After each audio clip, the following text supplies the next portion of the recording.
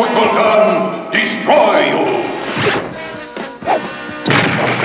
Complete Super Friends 1980 series, lore explored. From the outermost reaches of the galaxy to the bottom of the ocean's deepest trenches, a danger to peace can emerge at any time, but so can hope. Earth's first and last line of defense is a legendary group of heroes known around the world as the Super Friends. Combined with the power of Superman, the intelligence of Wonder Woman, the strategic thinking of Batman, and the mastery of the seas by Aquaman, this formidable team is augmented by great allies in the shape of the speedster Flash, the man of light Green Lantern, and the heroic Hawkman. From the Hall of Justice in the city centre, they answer every call for aid, whether from the Earth's surface, space's void, or the devious plans of the Legion of Doom. With assistance from shape-shifting Wonder Twins, Jaina and Zan, and their pesky space monkey Gleak, no obstacle is insurmountable, and no foe too formidable. United, they fight for justice, defend the innocent, and save the planet from those who seek to harm it. Committed by courage, solidarity, and an unrelenting passion for truth, they are Earth's finest champions. They are the Super Friends. In today's video, we will be covering this iconic 80s animated series. If you like our videos, please subscribe to our channel for more of this cartoon awesomeness. Episode 1. Bigfoot, Part 1. This episode begins with Wonder Woman flying her invisible jet with Apache Chief as her passenger. Wonder Woman's invisible jet was created before she could fly on her own in the comics, making it a classic part of her early adventures. Apache Chief wears a parachute and thanks Wonder Woman for the ride. He then jumps out of the jet and lands safely in the middle of a group of Native Americans from his tribe. They have all gathered together for an important event called the Ceremony of Power. Here, the chief instructs them that they will each have to undergo a test of skills. The walking eagle is up first. He shows his power by turning into an eagle and flying after a rabbit. A fun fact about Walking Eagle is that his transformation is similar to how Apache Chief gains his powers by speaking the magic word Inyukchuk. However, while he is chasing the rabbit, a large creature that looks like the legendary Bigfoot suddenly grabs him. Walking Eagle struggles and tries to escape, but fails. He calls out to the medicine man, saying the creature's power is stronger than his, and that he gives up. Apache Chief sees what is happening and quickly grows into a giant to help. He then grabs the beast to stop it. Apache Chief was created specifically for the Super Friends animated series and was not originally part of DC Comics. Just then, the creature lets out a loud cry, calling more of its kind. Many more hairy creatures arrive, and they all work together to capture Apache Chief and the rest of his tribesmen. One of the creatures takes Apache Chief's JLA communicator, a special device to contact the Super Friends. By accident, the creature presses the right button and sends a signal to the Hall of Justice. The real-life Union Terminal in Cincinnati, Ohio, is the inspiration behind the Hall of Justice. Batman and Robin see the signal and rush to help, but when they arrive, they are also captured. The creatures trap them with an energy force field and put them inside strange capsules along a wall with the others and Apache Chief. It seems the creatures are running tests and stealing thoughts from their prisoners. Batman, although unable to reach his communicator, manages to use the tiny transmitter in his tooth to contact the Bat computer in the Batcave. He often carries emergency tools hidden in his costume, including the micro-transmitter hidden in his tooth, a nod to his always prepared reputation. The Bat computer then sends the Bat buggy, which soon arrives and destroys the machine holding them. This frees Batman, Robin, Apache Chief, and the others. Together, they fight the creatures and stop them. The Bat buggy is one of many unique Bat vehicles used in various media, including deserts, space, and even underwater missions. After the fight, Batman uses a special translator to talk to the creatures. They reveal they are Novarians, aliens from the planet Nova. The Novarians are original characters created for this episode and are not part of DC Comics lore. Their ship crashed on Earth decades ago during a research mission. They captured the heroes to gain knowledge and repair their ship. Robin realizes that is why they were draining thoughts. Batman then tells the aliens they should have asked for help instead of using force. Later, at the Hall of Justice, Superman helps them to repair their ship. Before they leave, the Novarians thank the Super Friends and say they will return to Nova with stories of Earth and its heroes.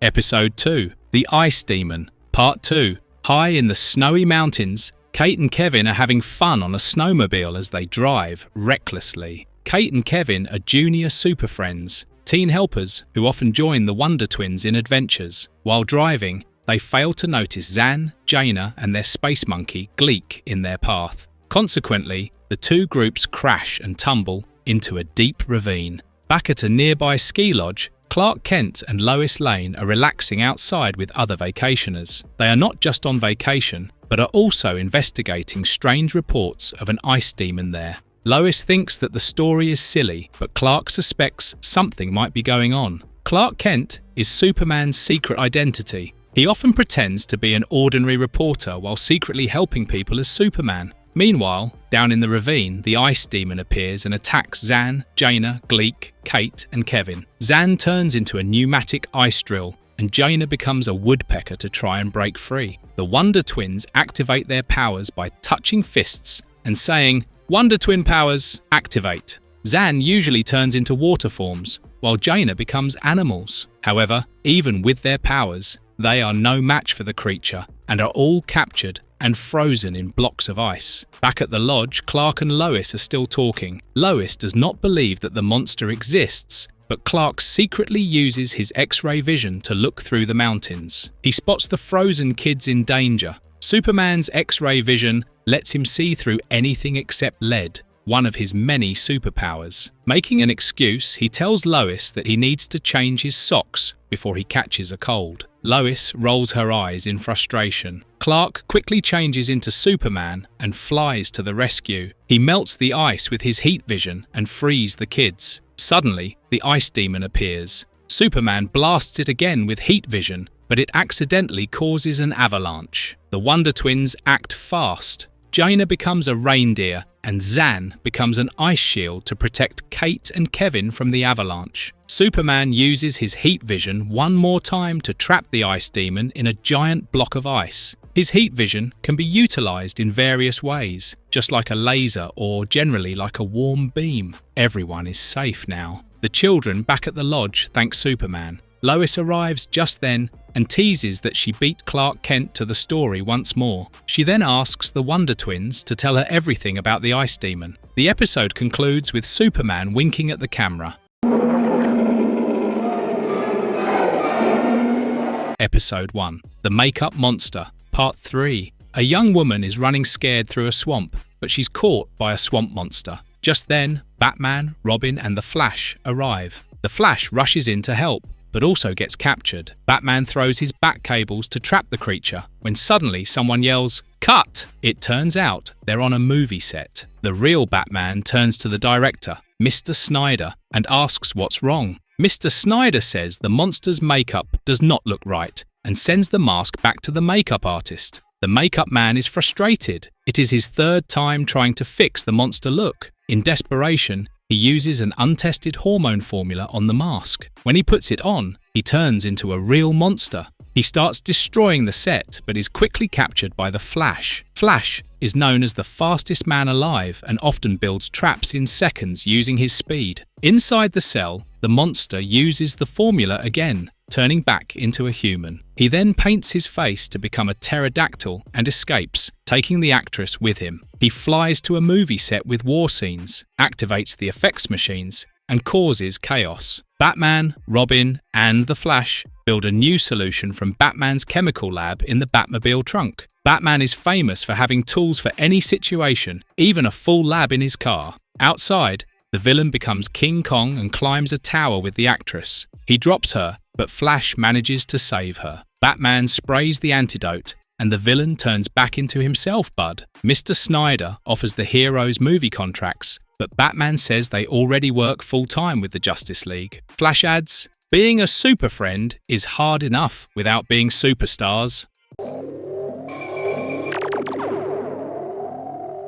Episode 2. Journey into Blackness, Part 1. In this episode, Superman discovers a black hole heading towards the Earth. He goes to space to stop it from swallowing up the Earth. However, unbeknownst to him, the black hole has swallowed some kryptonite. Kryptonite, the radioactive remnants of Superman's home planet Krypton, weakens him dramatically, even in cosmic scenarios like this one. It's rare to see black holes combined with kryptonite, making this a unique threat. As he goes close, he starts feeling weak. He tries to get away from the black hole, but fails. Somehow, he manages to call the Hall of Justice and inform Batman and Samurai before being sucked it. Batman and Samurai decide to stop the black hole and save Earth first. However, they fail and are swallowed by it along with the Earth. They land on an asteroid where they find Superman captured and imprisoned. Just as he warns them to leave, the Star Creature appears and imprisons them. The Star Creature resembles classic cosmic villains from Silver Age comics, beings that consume celestial bodies, inspired by real scientific concepts and fictionalized for dramatic effect. They watch as the creature absorbs a star and realize that they have to stop it before it absorbs Earth. They manage to escape. Batman and Superman distract the creature while Samurai leaves to look for the energy source of the black hole. He finds the energy source and destroys it. As a result, the creature too disappears. As the black hole closes up, Bat and Samurai escape. The episode ends with Superman pushing Earth out of the black hole. Episode 2, Cycle Gang, Part 2. In this episode, the motorcycle gang chases a young boy and his grandfather as they drive on the mountain road. Their car falls off the edge and somehow balances on a rock. Precariously balanced vehicles on cliffs were a common trope in 70s and 80s animated series to build suspense without showing graphic danger. It was a staple in Super Friends to introduce young viewers to high-stakes action in a safe format. Wonder Woman calls the Wonder Twins to inform them about the boy and the grandfather. The twins rush to their rescue. Just as they are about to save them, Spike, the gang leader, and his gang attack them. Space Monkey Gleak manages to call for help. Gleak's tail often acts as a third hand, and in several episodes, it's used for comic relief and utility, like sending emergency signals. His antics were inspired by classic sidekick tropes like Scooby-Doo or Abu from Aladdin. Wonder Woman receives the message and leaves to rescue them. Meanwhile, Jaina and Zan manage to defeat the gang. Jaina then turns into a snake and Zan into an ice crane to prevent the car from falling off and save the boy and his grandfather. However, they fail, and the car falls off. Wonder Woman arrives just in time to save them. Wonder Woman's ability to fly, along with her strength and lasso of truth, made her one of the most versatile members of the team. Her timely rescues are a recurring motif, emphasizing her leadership and reliability. The episode ends with the old man and the boy thanking them for saving their lives, while the sheriff takes the motorcycle gang away. By his marine telepathy, Aquaman summons two underwater friends. Episode 2. Dive to Disaster. Part 3. This episode begins with a routine naval mission, which quickly turns into a nightmare. The crew loses control of the submarine as it speeds towards the island of Hawaii. They call the Super Friends in the Hall of Justice for help. Aquaman and Black Vulcan volunteer to help. Black Vulcan was created specifically for the Super Friends show and wasn't initially part of DC Comics canon. They dive into the ocean and catch up to the submarine. Black Vulcan tries to stop it from clashing by dismantling the propeller, but it creates a hole in the submarine. He closes the hole up with his lightning. However, the nuclear reactor goes into overload. Aquaman summons his friends to help stop the submarine from crashing onto the coast. Aquaman's ability to telepathically summon sea creatures is one of his oldest powers, originating in the 1940s comics. Yet, the radiation from the reactor turns his friends into monsters. When they attack, Aquaman and Black Vulcan try to defeat them. However, they fail, and Black Vulcan gets swallowed by the whale. Aquaman then uses telepathy to free the submarine from the grip of the octopus. Giant octopuses were frequently used in underwater-themed stories as both allies and enemies due to their alien-like appearance. He then goes into the stomach of the whale to bring Black Vulcan back. When the whale comes out of the deep ocean, it spouts them. They then aim to stop the submarine from clashing. As Black Vulcan works on fixing the engine, Aquaman warns the people on the beach to evacuate. Just as it is about to crash, Black Vulcan fixes the engine. The episode ends with the Navy thanking Black Vulcan. Episode 3, Yuna the Terrible, Part 1. In this episode, a group of international archaeologists discovers ancient runes at Stonehenge. The runes stated that when light strikes the center of the stone, great power will be released. The use of runes and sunlight-based activation is a common motif in fantasy and sci-fi storytelling, echoing themes of ancient civilizations harboring hidden powers. One of the archaeologists uses a mirror to shine the light on the stone. Immediately, the stone falls apart, and Yuna the Terrible emerges. Meanwhile, as Batman and Robin return from a mission, they get a call from Professor Gebbs, an archaeologist at Stonehenge. Professor Gebbs is an original character introduced just for this episode, likely modelled after the classic, wise academic trope found in adventure fiction. As he asks for help, the call ends abruptly, and Robin and Batman rush to the scene. As the archaeologists struggle to escape, Batman and Robin arrive to save them. Batman tells them to head to the village, where they will be safe from Yuna. After they leave, Batman and Robin are immobilized by Yuna's magic. While she heads out to conquer the world, Batman calls the Hall of Justice for help.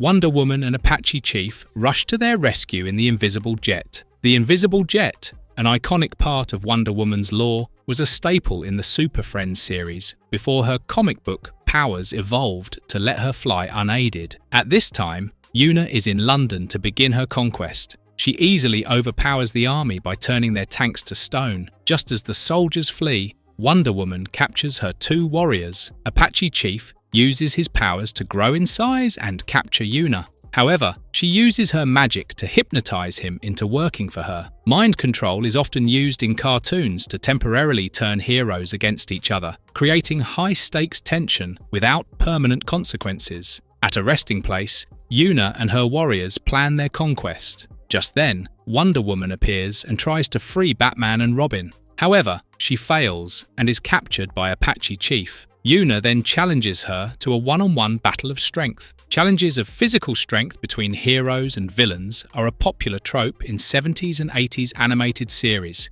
used to showcase moral and literal power. It is a game of tug-of-war, where the loser falls into a pit with Yuna's panthers. Just as Wonder Woman is about to win, one of Yuna's warriors uses magic to make her stumble. Yuna takes this to her advantage and wins the match while Wonder Woman falls down in the pit. Watching her in trouble, Apache Chief somehow breaks out of his trance. He grows in size and saves the Super Friends. Wonder Woman prevents Yuna from escaping. Surrounded by the heroes, Yuna and her warriors entomb themselves to avoid being captured. Before doing so, Yuna warns the heroes of her return in the future. Many Super Friends villains ended their appearances with vague threats of return, though most, like Yuna, were never seen again in the series. As the episode ends, Robin asks what if they come back. Apache Chief reassures him that the Super Friends will still be around to stop them. Cosmic composers, get ready for the big finale! Episode 3, Rock and Roll, Space Bandits, Part 2. In this episode, Superman is in space. He informs the Super Friends that he is about to intercept an alien ship.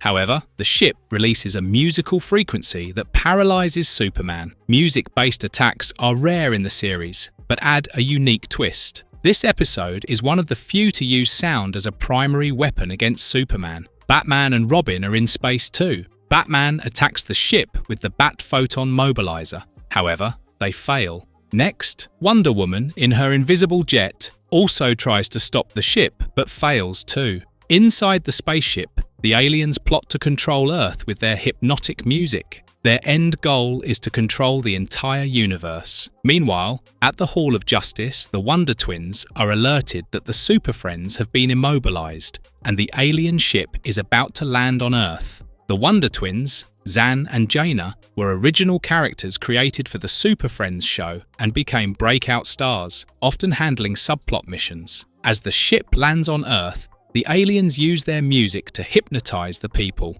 Jaina transforms into a giant lobster and Zan into an ice reflector. The aliens try to control them with their music but fail. Instead, they make the people attack them. Soon, the twins too are immobilized. Back in space, Wonder Woman uses her telepathy to control her lasso, which neutralizes the force field of the aliens. Before rushing in to save Earth, Batman and Robin use sonic earplugs to prevent being controlled by their music. Batman's reliance on intellect and gadgets over superpowers is a recurring element, and sonic earplugs are a clever solution to a music-based threat. On Earth, Superman rescues the twins by making them wear the earplugs. To prevent the Super Friends from destroying them, the aliens start destroying the city with their music. Batman uses the bat sound absorber to stop their music. Superman then captures the aliens and sets out for the galactic prison. The episode ends with Gleak playing a guitar.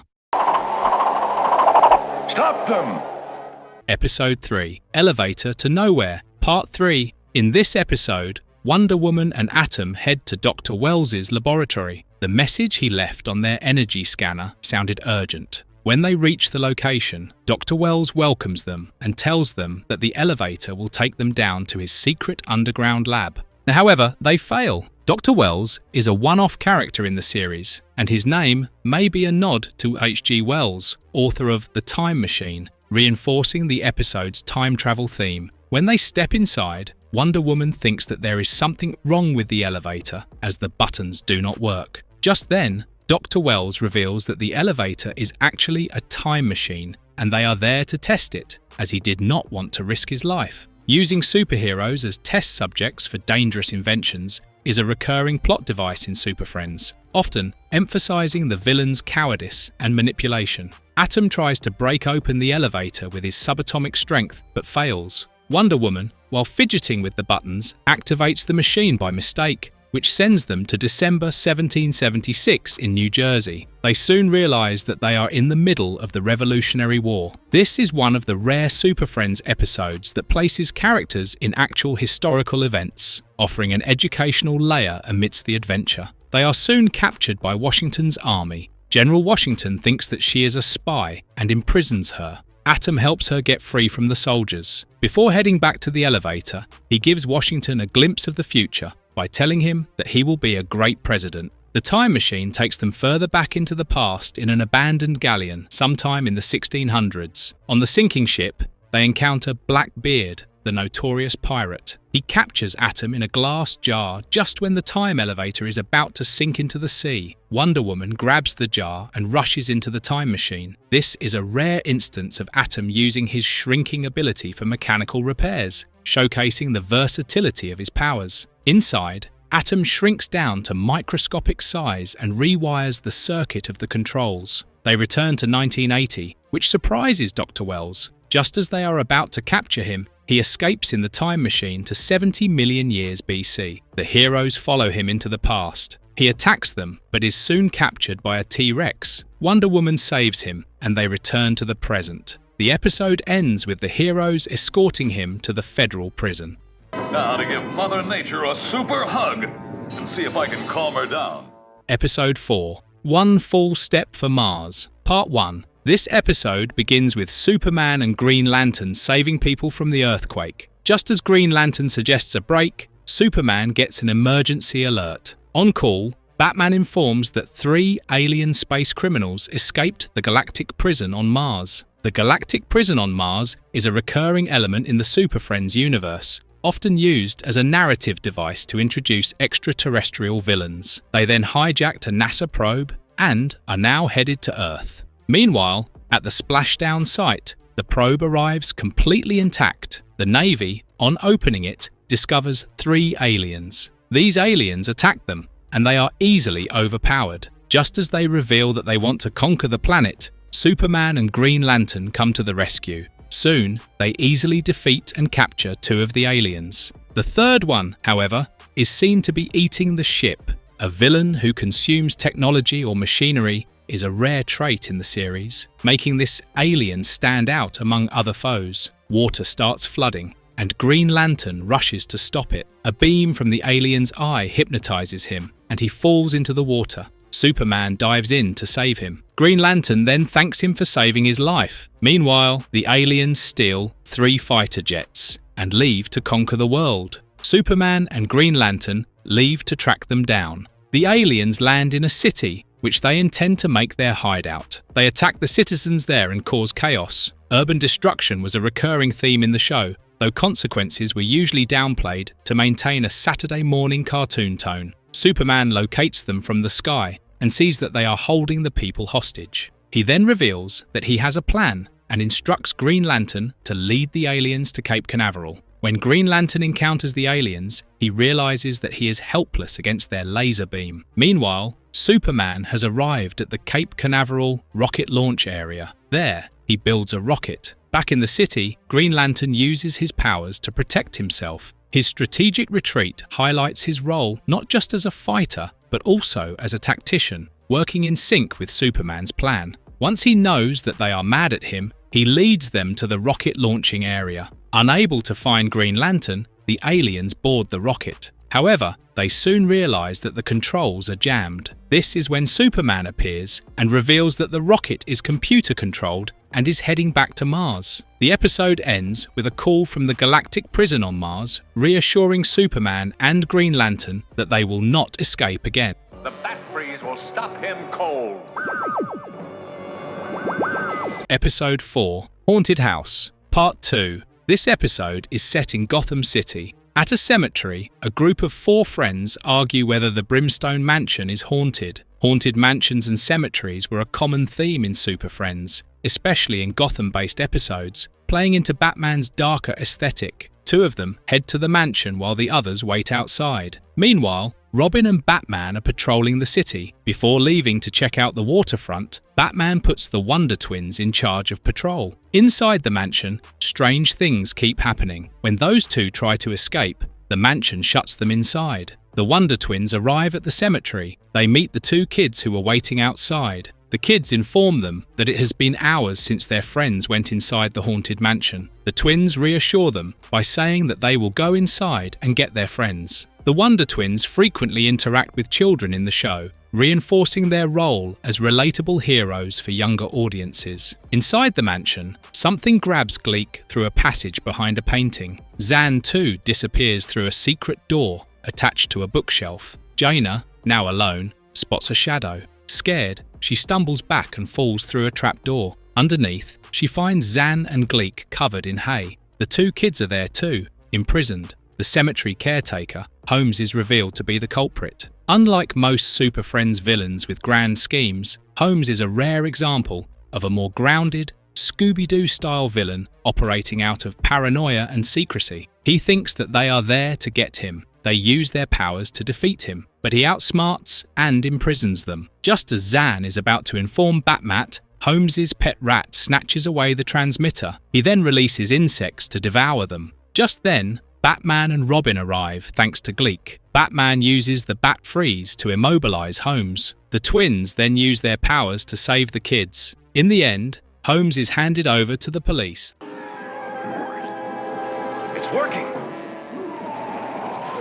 Episode 4, Part 3, The Incredible Crude Oil Monster. At the frozen Alaska coastline, gallons of crude oil spill out from a ruptured supertanker. The people on the tanker use an experimental device to contain the oil spill. Just as the machine starts working, it is washed overboard by a huge wave. The oil spill comes to life and transforms into a monster. This storyline reflects growing environmental concerns of the 1970s, particularly after major oil spills like the 1969 Santa Barbara disaster. The oil monster is a rare example of Super Friends turning pollution into a literal villain. It attacks the supertanker. Aquaman rushes to help. He climbs on board and tries to capture the monster, but fails. He instructs the others to call the Super Friends. Using his telepathy, he summons a large school of fish, commanding them to surround the monster. However, this attempt fails as the monster chases the fish away with a single blow. It captures Aquaman and throws him into the sea. Aquaman is unable to swim due to the oil all over him. The visual of oil preventing Aquaman from swimming is a powerful moment, emphasizing how pollution can disrupt even the strongest connection to nature. The arrival of Hawkman and Hawkgirl also marks a rare 3-hero collaboration. As his sea friends, 2 dolphins help him up.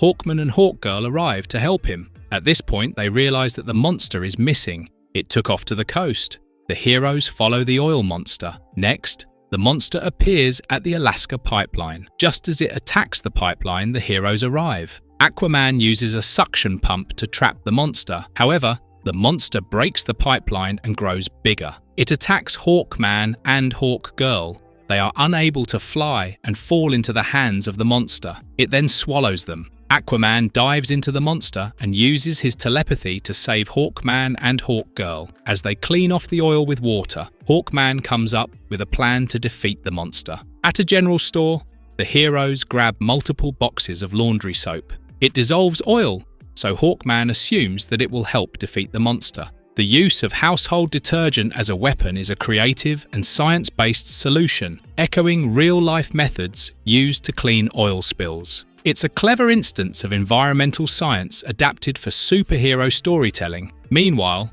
at the nearby harbour, the monster causes havoc. Aquaman leads the monster to an empty storage tank, while Hawkman and Hawkgirl pour the detergent over it. This causes the monster to shrink. The episode ends with Aquaman thanking Hawkman and Hawkgirl for their help. No! Part 1, Episode 5. The Voodoo Vampire. The episode begins deep in the swamps, where Vampirus, the Voodoo Vampire, rises from her ancient tomb. Vampirus is one of the few original villains created exclusively for Super Friends, never appearing in DC Comics. She uses magical beams from the diamonds on her fangs to turn people into vampire slaves. Her first victims are a safari group. She transforms all of them except the African guide. The guide manages to send a distress call to Batman and Robin, who happen to be flying patrol over Africa. While making the call, the guide is bitten and turned into a vampire himself. Batman and Robin arrive at the scene and find him in his vampire form, trying to turn them too. In the scuffle, the vampire guide bites Batman, who had turned into a bat to evade him. Batman's transformation into a bat in this episode is symbolic. Though he doesn't usually shapeshift, it plays into the vampire theme. Robin, meanwhile, is caught and entangled by a giant snake. Just in time, Black Vulcan arrives and drives off the wild animal attacks, saving his teammates. Black Vulcan was created for the Super Friends series and was inspired by Black Lightning, who didn't appear due to licensing issues. The three heroes head deeper into the jungle and find Vampirus again, this time with her vampire safari slaves. During the fight, both Batman and Robin are bitten and turned into vampire slaves. Overwhelmed, Black Vulcan is forced to flee. Vampirus and her new superhero slaves, Batman and Robin, fly to the Hall of Justice. They lure Superman and Aquaman there under false pretenses and attack them. The two heroes try to fight back and manage to trap Batman and Robin in a holding cell. However, Vampirus strikes them with her fang beams and turns them too. Wonder Woman arrives just in time, but before she enters, Black Vulcan swoops in and pulls her away to safety. The two realize they're the only ones left unaffected and plan a rescue. They follow Vampirus and her new group of enslaved Super Friends back to her swamp tomb for a final battle. During the showdown, Wonder Woman deflects the vampire rays with her bracelets, holding off the attack. Her bracelets are shown once again to block all forms of energy, including Vampirus's vampire beams. Meanwhile, Black Vulcan flies high into the atmosphere to reflect the moon's light toward the tomb. The intense brightness forces Vampirus back into her tomb, breaking her control over all her vampire slaves. Like many classic vampires, Vampirus is vulnerable to bright light. Here, moonlight is used creatively instead of sunlight to defeat her. With Vampirus sealed away, all the affected Super Friends and Safari members return to normal. The threat is over, and balance is restored once again, thanks to quick thinking and teamwork.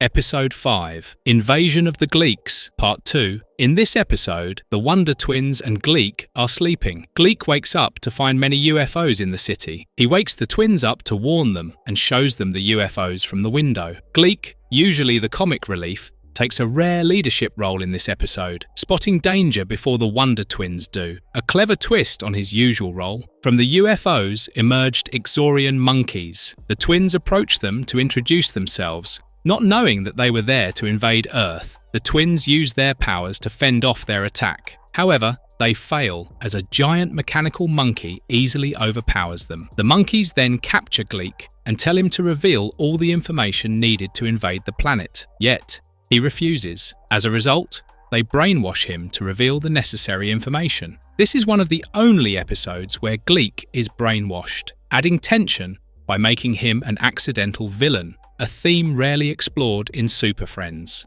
Gleak then leads them to the Super Friends computer. The monkeys learn about the weaknesses of the Super Friends and plan to ambush them. Just as the heroes arrive, the monkeys surround them and easily imprison them. Gleak is in charge of taking care of them. He intends to zap them with the Justice League disintegrator ray. To prevent this, Zan transforms into an ice catapult and Jaina into an electric eel. She then binds Gleak and zaps him. Gleak comes back to his senses. She urges him to free the Super Friends. He helps free the heroes. The Super Friends easily defeat the monkeys. Gleak captures the commander in a net and hands him over to the Super Friends. Gleak redeeming himself by capturing the commander brings his character full circle in the episode, from victim to villain to hero. In the end, Superman escorts the monkeys back to their planet. This town will be needing a... Episode 5. Mixiez Spitlick strikes again, Part 3. In this episode, Superman arrives at the Hall of Justice, a response to an emergency call. He hears the sound of a typewriter, but is unable to figure out where it is coming from.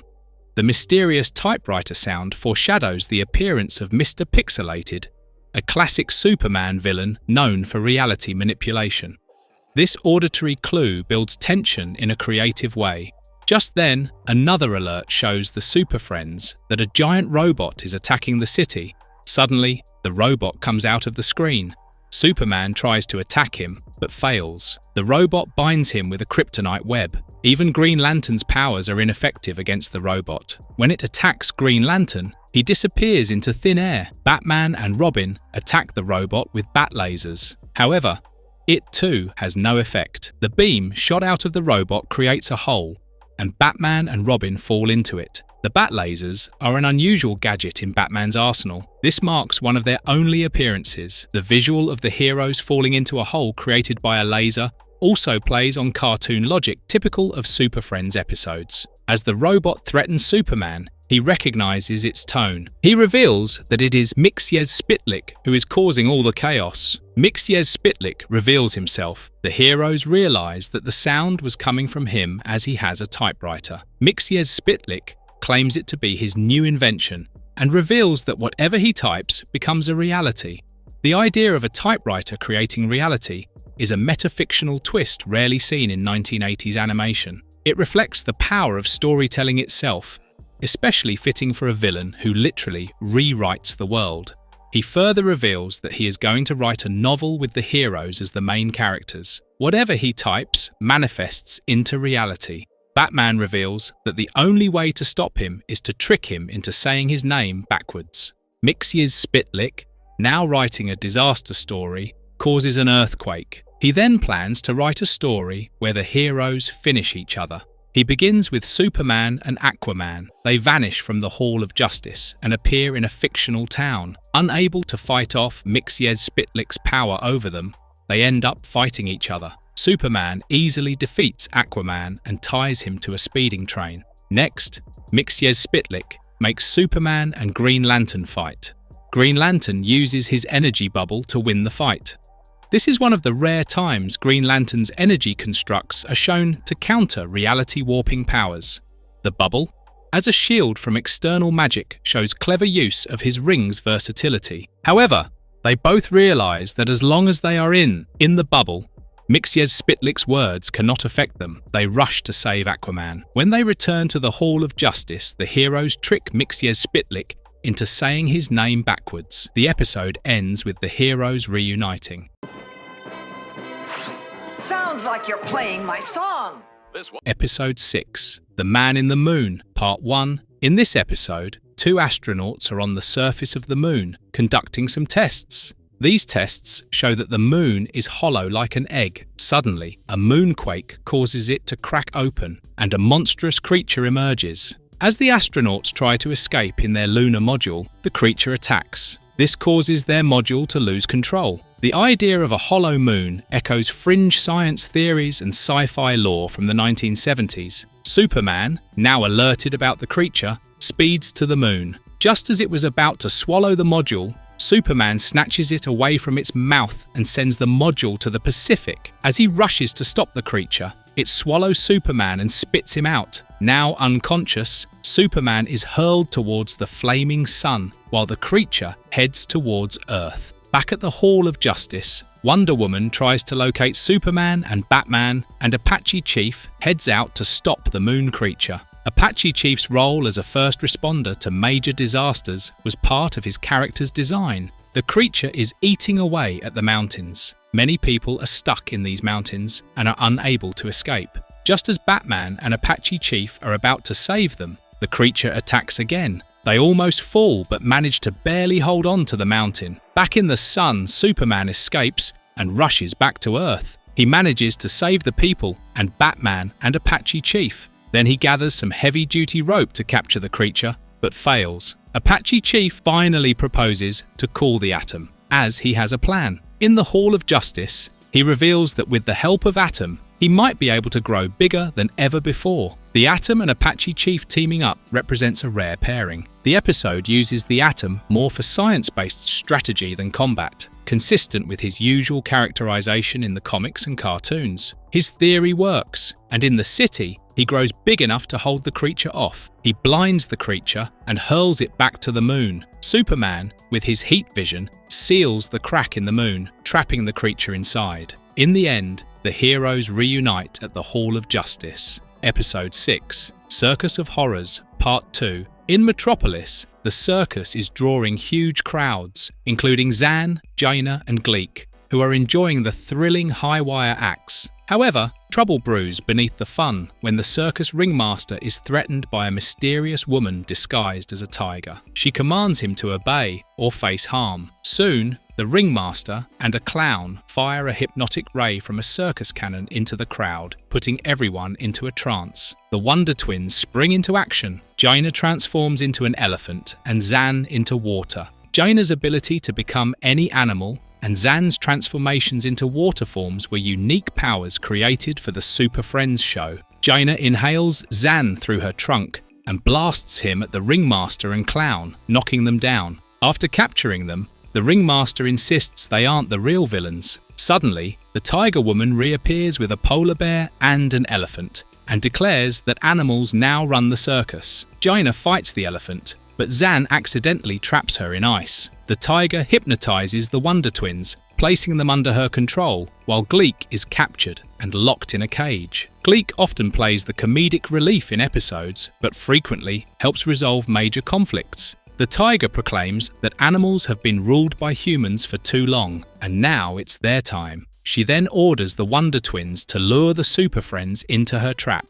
At the Hall of Justice, Superman alerts Batman and Robin about a forest fire, and they head off to handle it. The hypnotized Wonder Twins arrive and convince Superman and Wonder Woman to come to the circus. Suspicious of their odd behavior, the heroes follow. At the circus, they're ambushed by the tiger and her animal allies. Superman yelling, "It's a trap!" is one of the rare times he expresses surprise or fear, adding tension to the moment. The polar bear accidentally hypnotizes the high-wire performer. Wonder Woman tries to help but is grabbed by the elephant, and Superman rescues the performer. He then defeats the elephant and smashes the hypnotic ray, but the tiger uses her animal ray to turn Superman into a lion and Wonder Woman into a zebra. This is one of the few episodes where Superman and Wonder Woman are transformed into animals, highlighting how powerful the villain's technology is. Gleak helps the Wonder Twins touch and break free from the trance. They try to fight back with snowballs and beaver tricks, but Superman, still under control, thwarts them. Gleak then leaps onto the tiger and steals the ray, restoring the heroes. Superman cages the villains, and Wonder Woman lassos the attacking elephant. Outside the circus, the ringmaster thanks the Super Friends, but Gleak, now playing with the animal ray, zaps himself and becomes a bizarre mix of elephant, lion, and zebra, causing everyone to laugh. Episode 6. Around the World, in 80 Riddles, Part 3. This episode begins with the Super Friends at the Batcave. Superman delivers a big box from the Air Force test stations. As Batman opens it, the Riddler appears. The Riddler, aka Edward Nygma, debuted in Detective Comics number 140 in 1948. Just as the Friends are about to capture him, he sprays them with a chemical. Nothing happens to the Super Friends. The Riddler then informs them that he sprayed them with the Stupid Spray, which will take effect in 1 hour, where they will regress to the intelligence of 2-year-olds. He tells them that he has hidden the only antidote, and if they do not find it in an hour, they will forever remain stupid. When threatened by Superman to give them the antidote, he escapes the cave and sends them the first clue to the antidote, written in a paper plane. The riddle states, "As your IQ drops to below 22, you'll need Mia help to tear your shoes." This riddle is a wordplay puzzle, with Mia and Tia hinting at Maya and Chichen Itza, showcasing the Riddler's love for cryptic language. The clue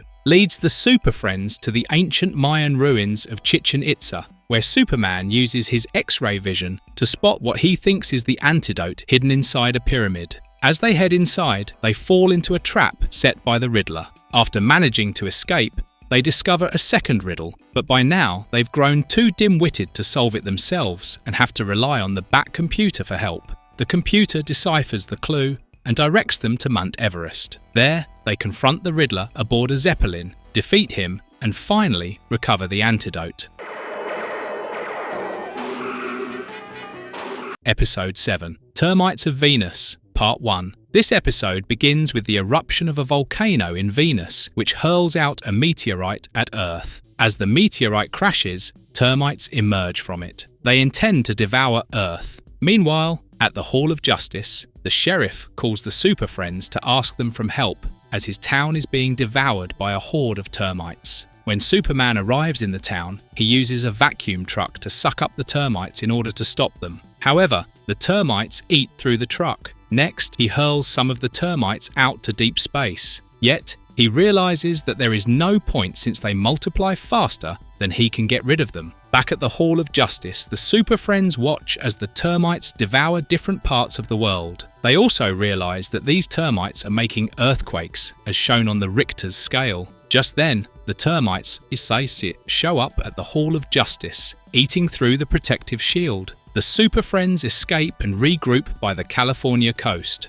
However, the ground breaks through and they fall underground. Here, they discover the passages made by the termites. Soon, they are surrounded, and after a short brawl, they are captured too. After the termites leave, Samurai manages to free himself and the others. Samurai, a lesser-known Super Friends character introduced in 1977, the termites surround them again as they look for a way out. Superman uses his heat vision to forge a wall, which gives them a few minutes before the termites attack. They realize that they are near the seawall, and the only way to escape the termites is to bring in the ocean. Superman makes a hole to let the water surge in. The Super Friends swim out while the termites are washed out. Samurai then uses his powers to turn into a tornado and hurls out the termites into space. Episode 7. Eruption, Part 2. This episode is set in the annual Hang Gliders competition. Here, the Wonder Twins use their power to fly in the sky. Meanwhile, Dylan and Tony lose control of their hang glider and fall into the volcano.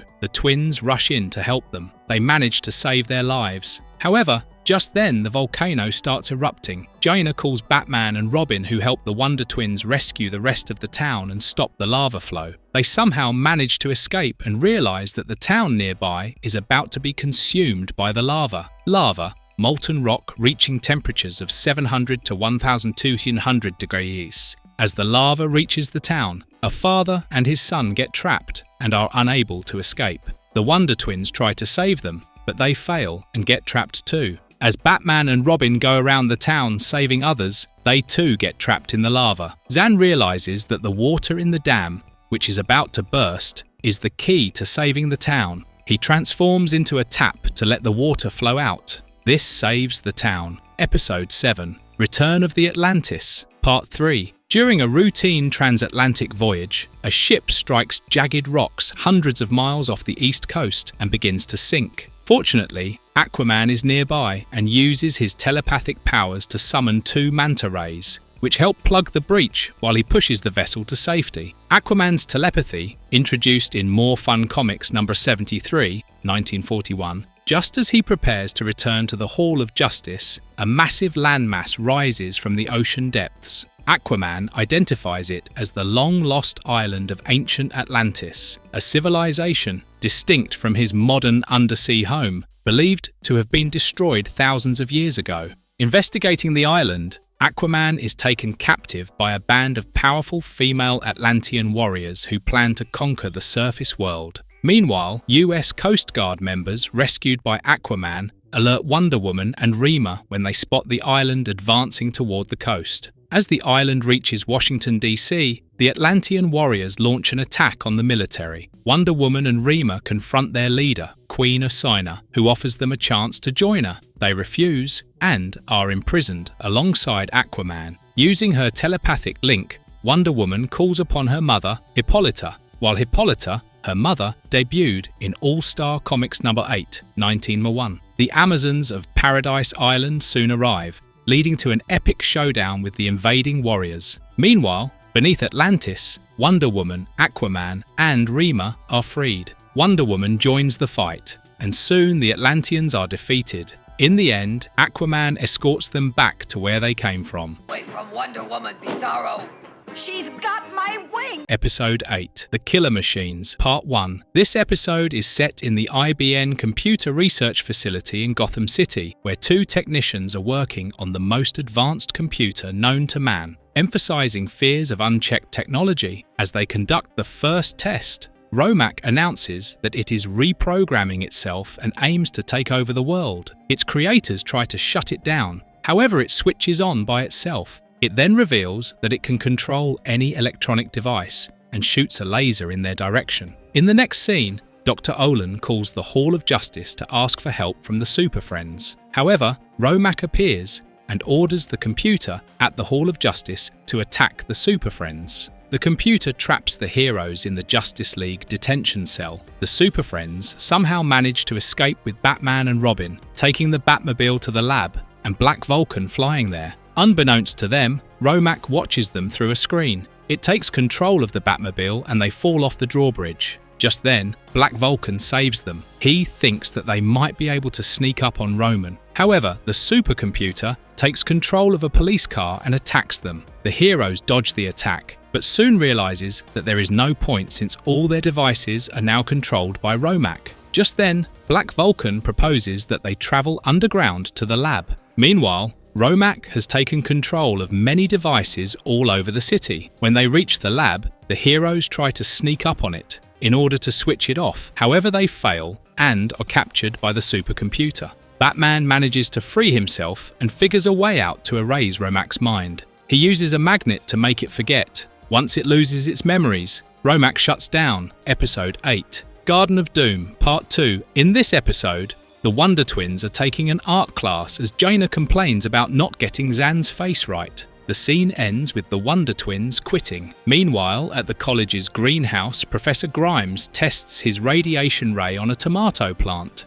The radiation ray is supposed to create giant versions of any plant or vegetable. However, the test fails and the tomato plant transforms into a man-eating plant. The Wonder Twins, hearing a cry for help, rushes into the greenhouse only to find the professor and his assistant captured by the plant. They use their powers to help them, but get captured in the process. The professor uses the ray again to shrink the size of the plant. It backfires as the Wonder Twins shrink out of sight. Now much smaller, the twins have to escape much bigger ants and bugs. They are eventually captured by the ants. Much later, Wonder Woman arrives, and Professor Grimes explains to her the situation. Wonder Woman, created in All-Star Comics number 8, 1941, often serves as a mentor to younger heroes like the Wonder Twins, showcasing her leadership. Wonder Woman asks him to shrink her so that she can go look for the twins. In the vegetable jungle, Wonder Woman uses telepathy to locate the twins.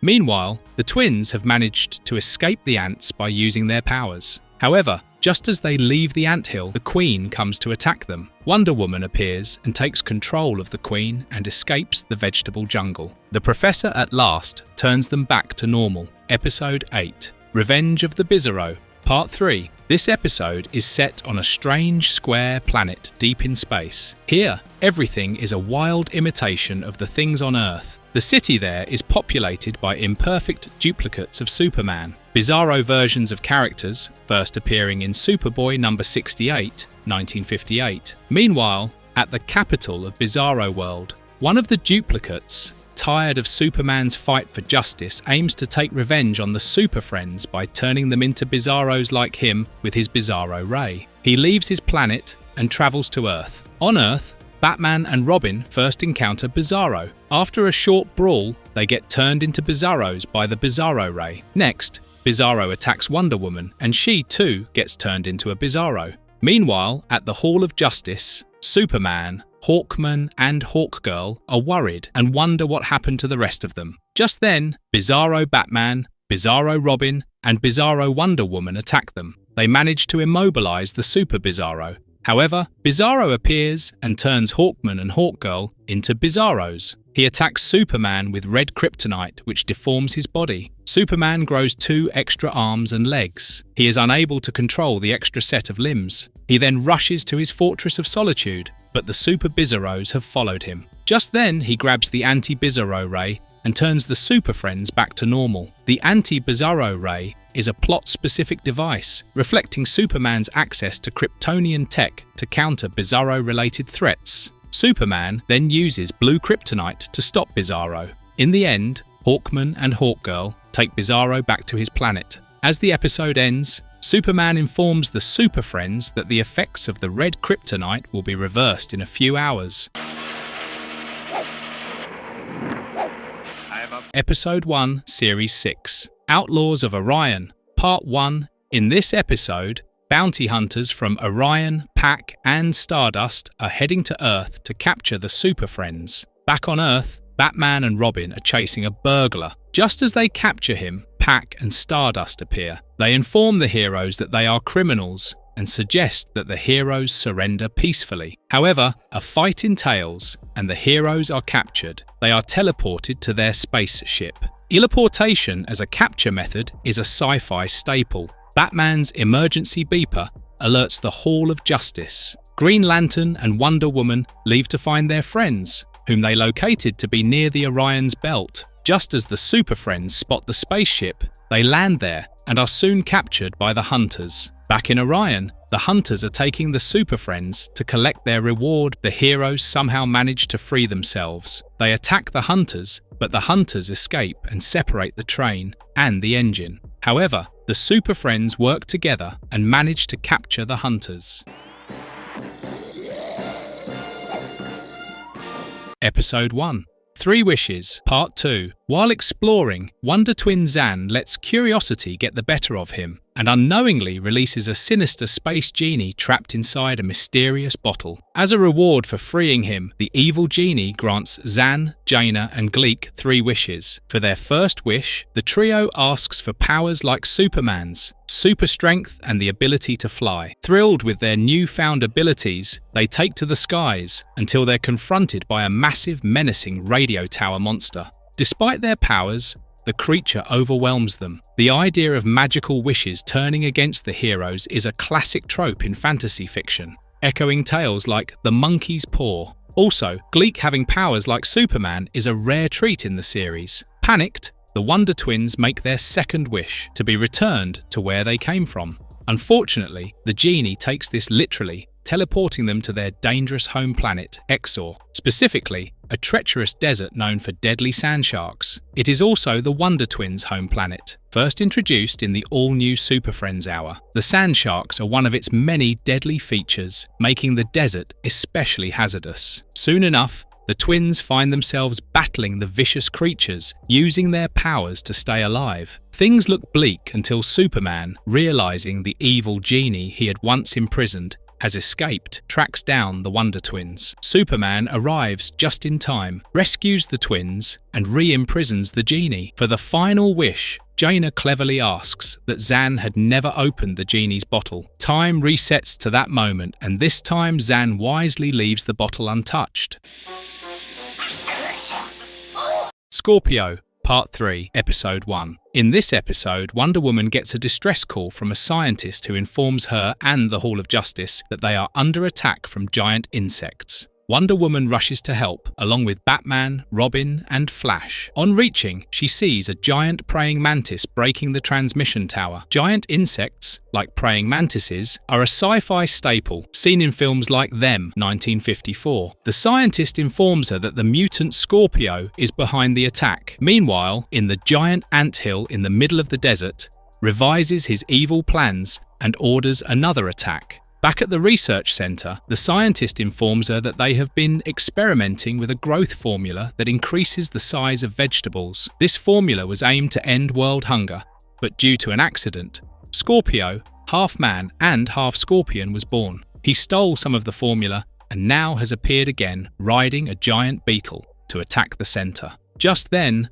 Batman and Robin arrives. They use the bat gas over Scorpio, however, it's ineffective. Batman's bat gas, part of his utility belt since Detective Comics number 29, 1939, is a go-to non-lethal weapon, though often thwarted by superhuman foes. Soon, they are surrounded by multiple giant insects. Batman manages to overpower them, and Scorpio leaves warning them that he will be back. Just then, Flash arrives, and the Super Friends regroup. The scientist then shows them a container which has enough formula to transform all the insects in the world. He tells them that this is what Scorpio is after. Additionally, he is trying to develop a formula which will turn the insects and Scorpio back to their original forms. Just then, a giant silkworm attacks and captures Robin. Flash and Wonder Woman go after him, while Batman stays behind to help the scientist. Back at the anthill, Robin uses the bat solvent to free himself. Just then, Wonder Woman and Flash arrive. They rush back to the center as Scorpio has launched his big attack there. The scientist is now surrounded by giant insects, although he has finished the antidote. Meanwhile, an ant nibbles at the container with the formula in it. Small actions like an ant nibbling escalate tension, a narrative device used in high-stakes scenarios like Avengers No. 1, 1963. Scorpio aims to release it into the air. Just as the formula starts leaking, Flash seals the container off with his powers. Next, Batman sprays the antidote on Scorpio, and the insects turning them back to normal.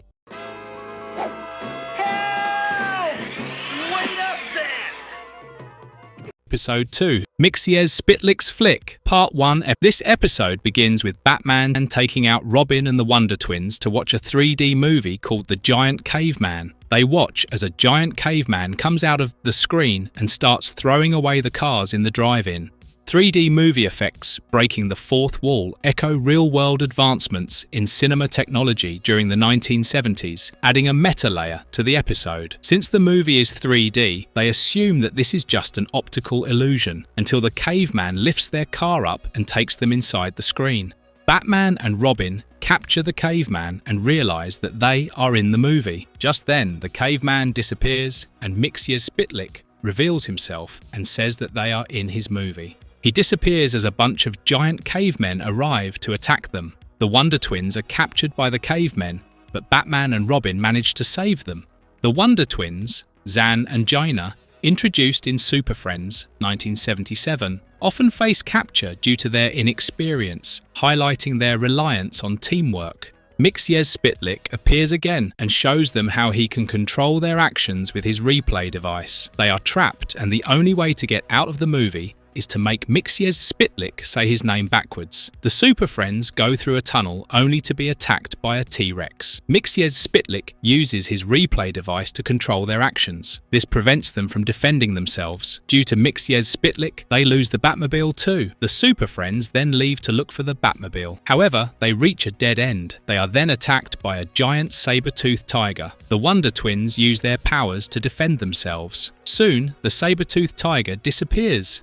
Saber-toothed tigers, extinct predators, add a primal threat, similar to creatures faced in Wonder Woman comics set in fantastical realms. The group manage to find the Batmobile. They are again about to be attacked by giant polar bears when Batman realizes that the way to make him say his name backwards is to use the sound tape. They all start saying his name and Mixiez Spitlick to says it. Gleak the space monkey then uses the sound tape to make repeat the name backwards. This causes Mixiez Spitlick to disappear. The episode ends with Gleak getting happily stuck in the movie.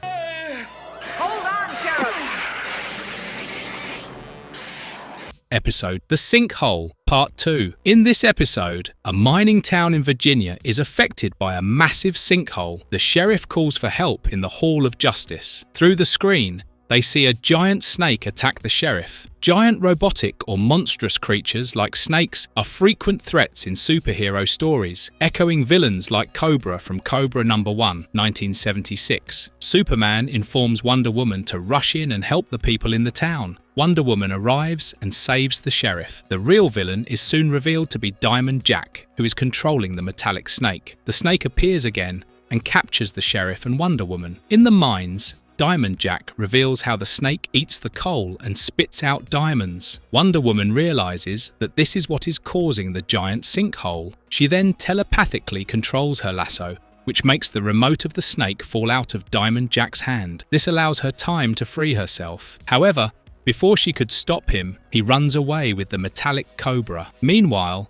another sinkhole collapses near a power plant. Superman and Atom spot the giant snake causing the sinkhole. Diamond Jack blocks the way for Wonder Woman and the sheriff with a giant diamond. Superman arrives and uses his heat vision to make way. The Super Friends work together to prevent the power plant from falling apart. Teamwork to save critical infrastructure, like power plants, is a recurring theme in Super Friends, reflecting Justice League's collaborative spirit in Justice League Unlimited, 2004. Atom then takes control of the snake and makes it capture Diamond Jack. The episode ends with the sheriff thanking the Super Friends. You'll be in my power too! Episode 2. The Alien Mummy, Part 3. While accompanying Professor Nazca and his students on an archaeological field trip to ancient Aztec ruins in Mexico, El Dorado unexpectedly encounters hostile alien visitors. Using his powers, El Dorado manages to scare the aliens off temporarily. El Dorado was created specifically for Super Friends to add cultural diversity to the team and represent Latin American heritage. His powers, which include teleportation and illusion casting, are often tied to mystical or ancient origins, reflecting Mesoamerican themes. However, the threat escalates when a powerful alien mummy arrives and launches an attack on El Dorado and the group.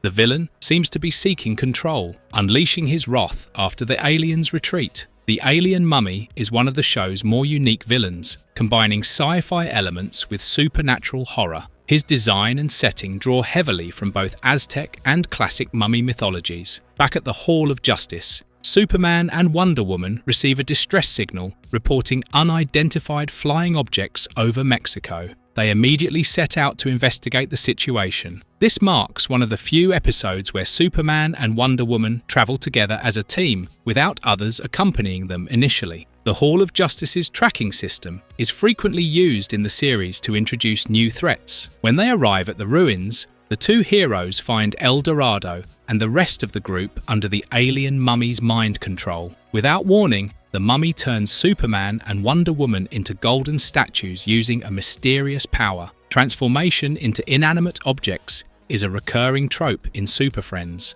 often used to raise stakes without permanent consequences. The use of gold may reference ancient treasure myths associated with Aztec lore. Despite her own struggles, Wonder Woman manages to establish telepathic contact with El Dorado, urging him to fight the control. He succeeds in breaking free and uses a holographic projection of a beast to distract the alien mummy. Wonder Woman's telepathic abilities, though rarely used, are shown in the series to emphasize her wisdom and Amazonian training. El Dorado's illusions once again prove essential, highlighting his often underestimated power set. Seizing the opportunity, El Dorado teleports away to find his petrified allies. He quickly retrieves the Golden Superman and Wonder Woman and returns to confront the alien mummy once more. El Dorado's teleportation is portrayed as a mystical power, sometimes used for dramatic rescue moments like this one. The show often emphasizes that every Super Friend has a key role, regardless of screen time.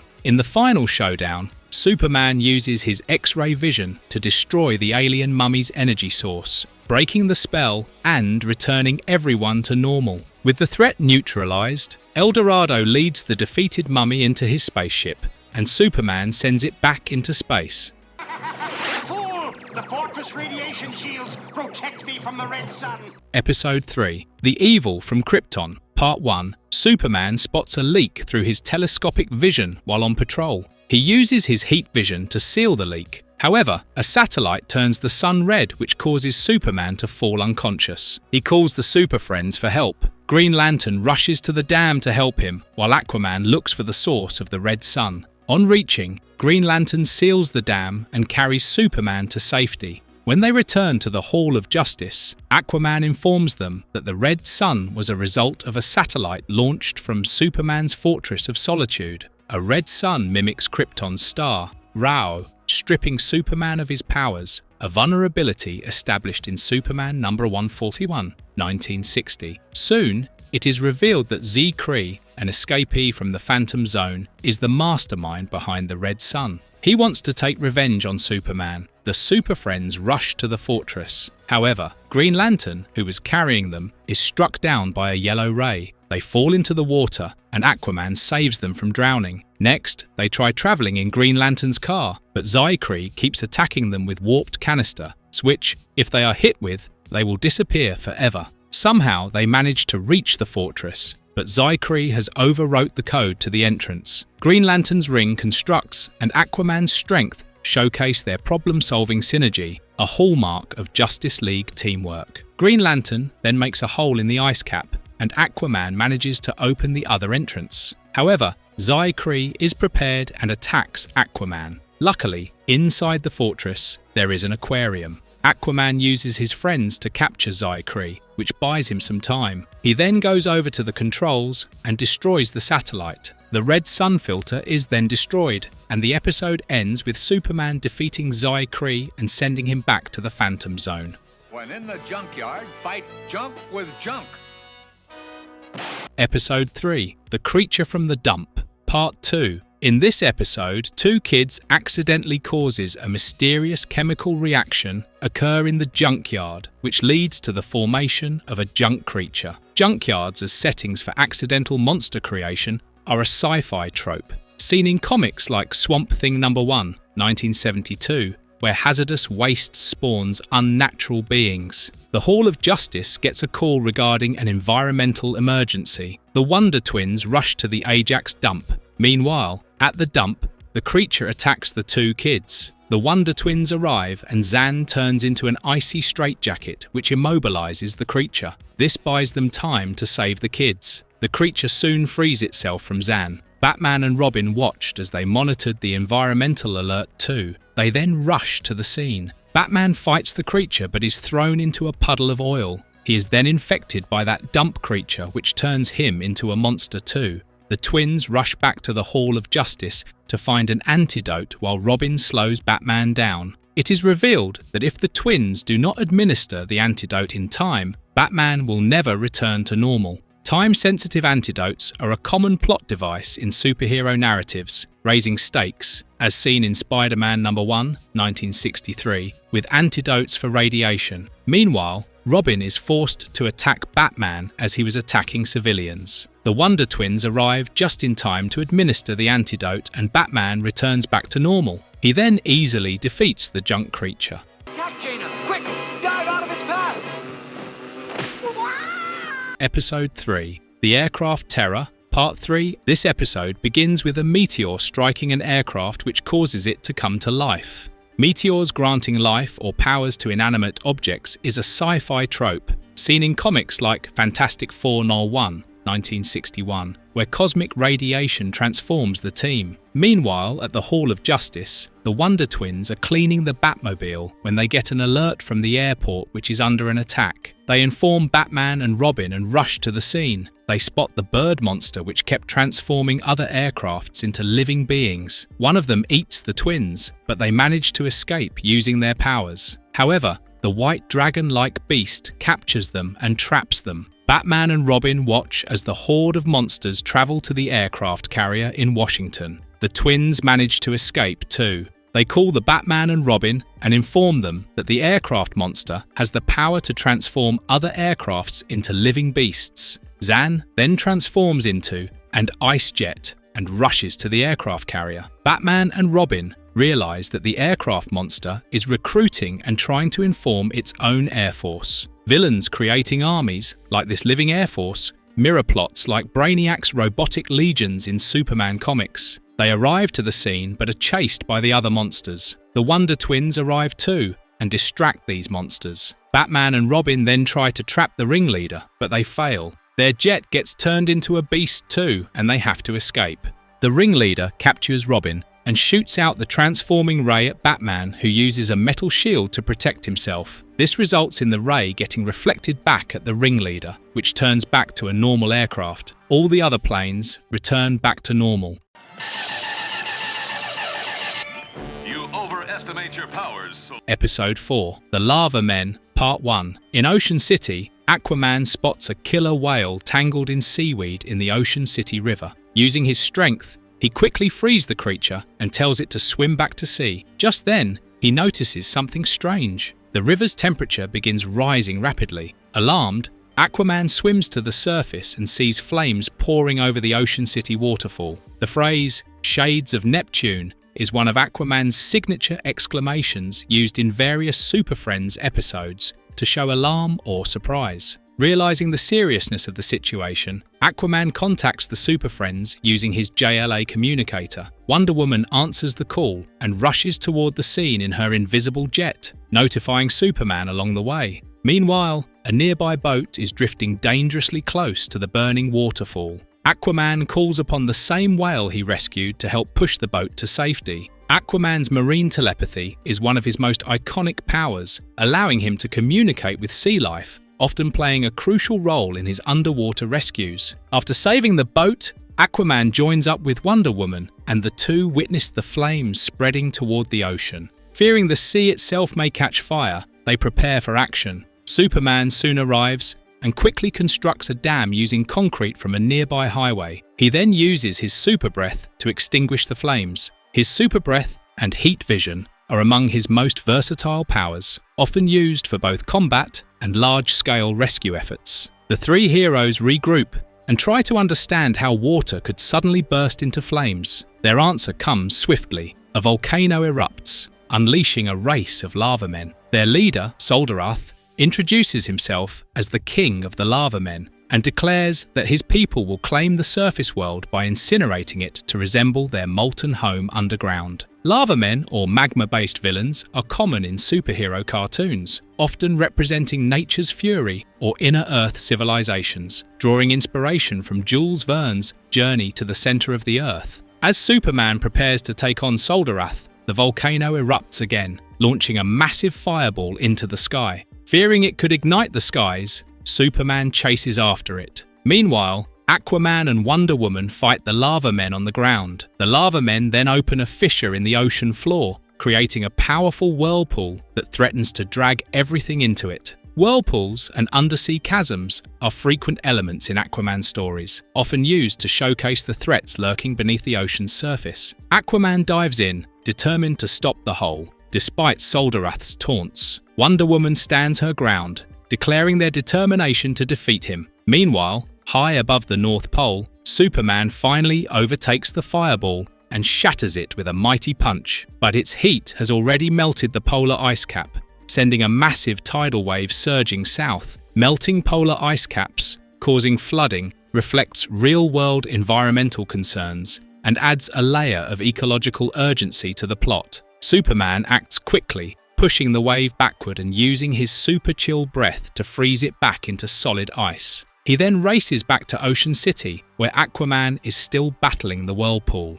With the help of 3 giant squid, Superman crushes a rock formation, causing it to fall and plug the underwater fissure. On land, Wonder Woman uses her bracelets of submission to reflect energy blasts back at the lava men, toppling a building wall onto them. Her bracelets are magical Amazonian tools capable of deflecting even high-tech or magical attacks, a staple of her mythos across all media. Superman arrives on the pier to confront Solderath and warns him to retreat or face destruction. The villain's energy attacks are no match for the Man of Steel. In another part of the city, Aquaman fends off more lava men. Flying overhead, Wonder Woman uses her lasso of truth to snatch 2 lava men into her jet, where Aquaman joins her. Wonder Woman's lasso of truth isn't just for interrogation, it's often used for combat and rescue, showing her versatility in action scenes. Superman finishes the fight by using his heat vision to emit dry, cracking heat,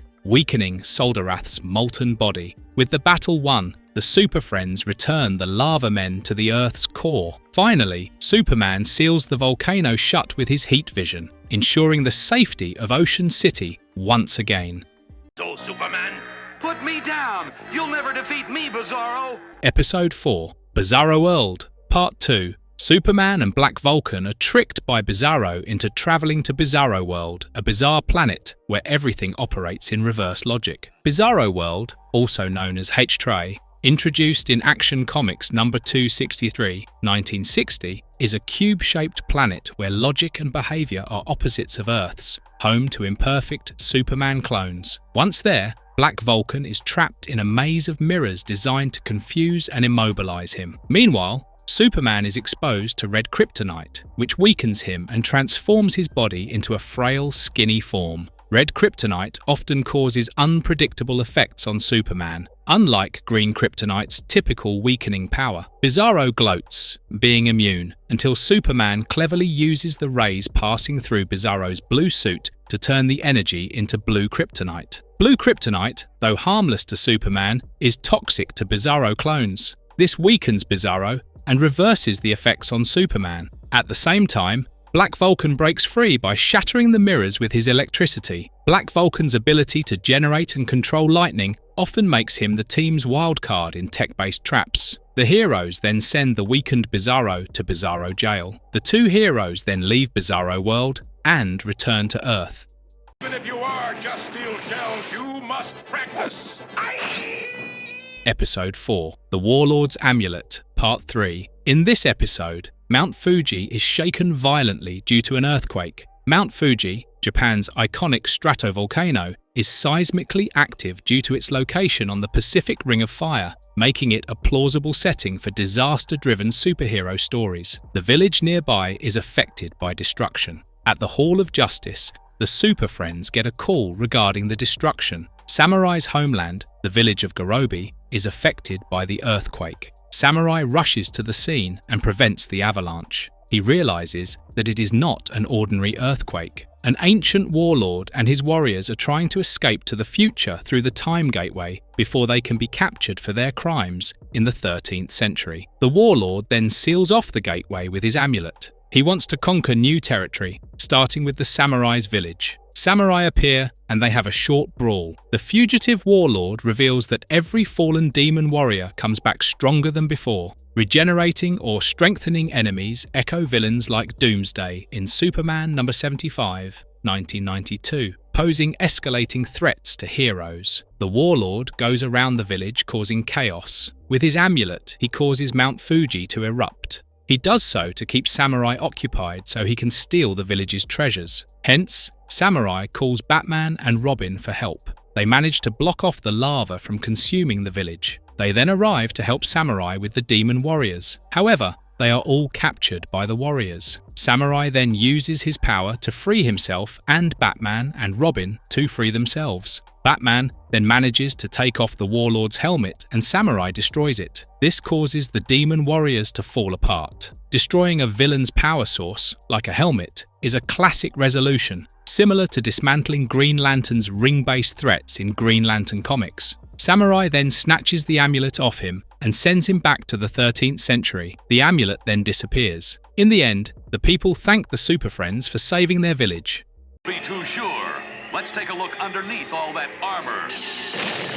Episode 5, The Iron Cyclops, Part 1. In this episode, a city is being ravaged by a powerful storm, and Superman is there to save it. He saves a civilian from a floating truck. Superman realizes that the purple beam is making things float. Anti-gravity beams are a sci-fi staple, similar to tech used by villains like Starro in Justice League comics, disrupting physical laws for chaos. He goes to check it out. Meanwhile, at the Hall of Justice, Batman, Atom, and Black Vulcan are consulting the computer to figure out what the purple beam is. They realize that it is a gravity destroyer ray. They also find out the source to be the Iron Cyclops, who orders them to leave the planet. When the Super Friends refuse, the Cyclops attacks them with its gravity collector beam. Black Vulcan and Atom leave to help Superman, while Batman stays behind to figure out a way to confine the ray to a small area. As the ray lifts the city off to space,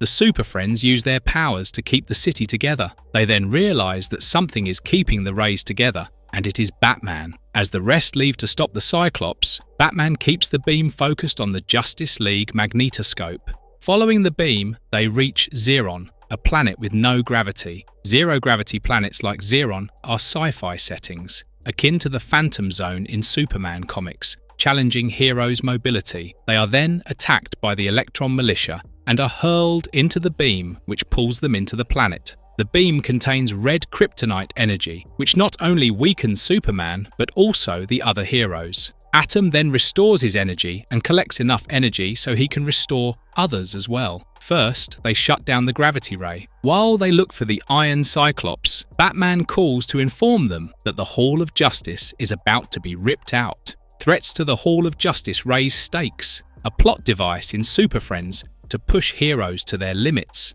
so they must destroy the beam as fast as possible. Superman uses his heat vision to weaken the Cyclops, and Atom sneaks inside its body, only to find a frail creature named Itzy controlling the Cyclops. He captures the creature and delivers him to the cosmic authorities.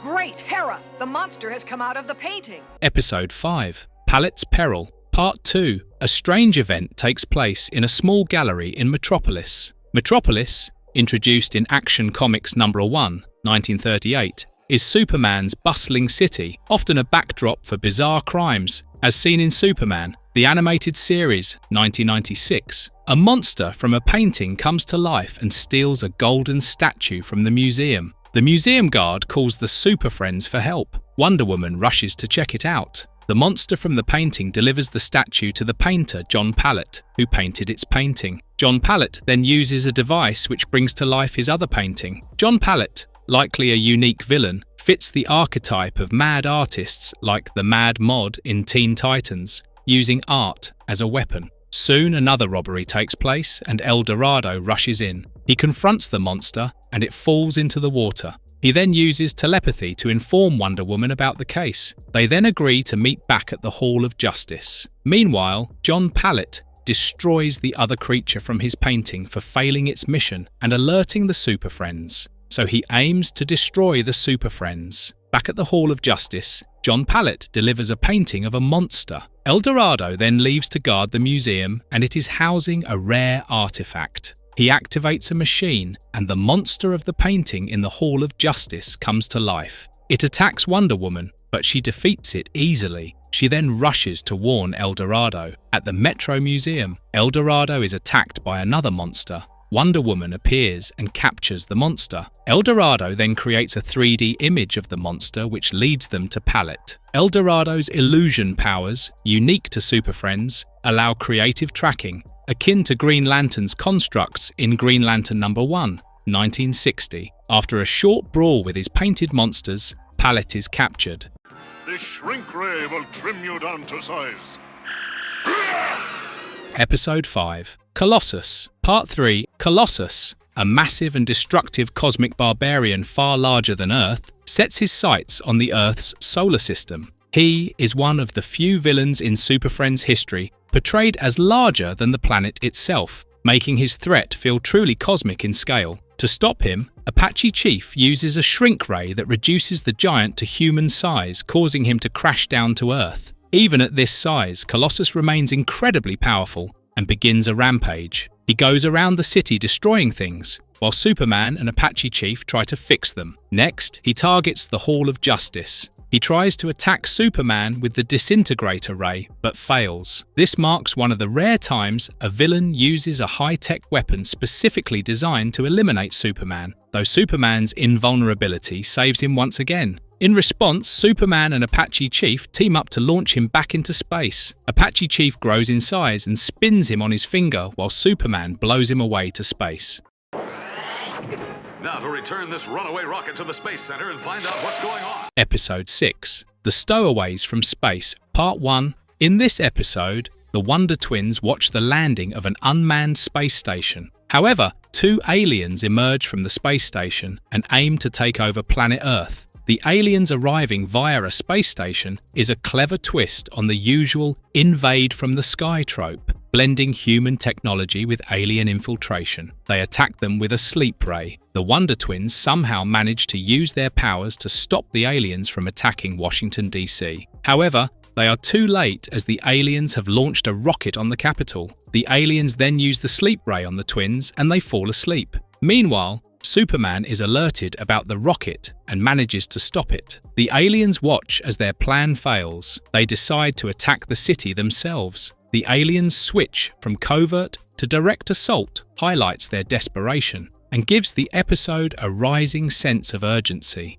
After they leave, Gleak wakes the twins up. Captain Hood wakes up too. Just then, Superman arrives and is informed about the situation. Suddenly, they learn that the aliens have stolen a laser ship. Superman follows the aliens in order to stop them. The Wonder Twins too follow them. Superman tries to stop the ship from going too far as it keeps causing destruction. The twins help him in preserving the city. Just as the aliens land, Superman confronts them. However, with two claps, the aliens increase in quantity and Superman is surrounded. The duplication trick through clapping adds a supernatural flair, pushing Superman to rely on brains as much as brawn. They all try to destroy Superman by using the sleep ray. However, Superman figures out that there is only one alien and the rest are just images. He tricks the alien into spraying itself and the alien falls asleep. He then takes the alien to the Interplanetary Court of Justice.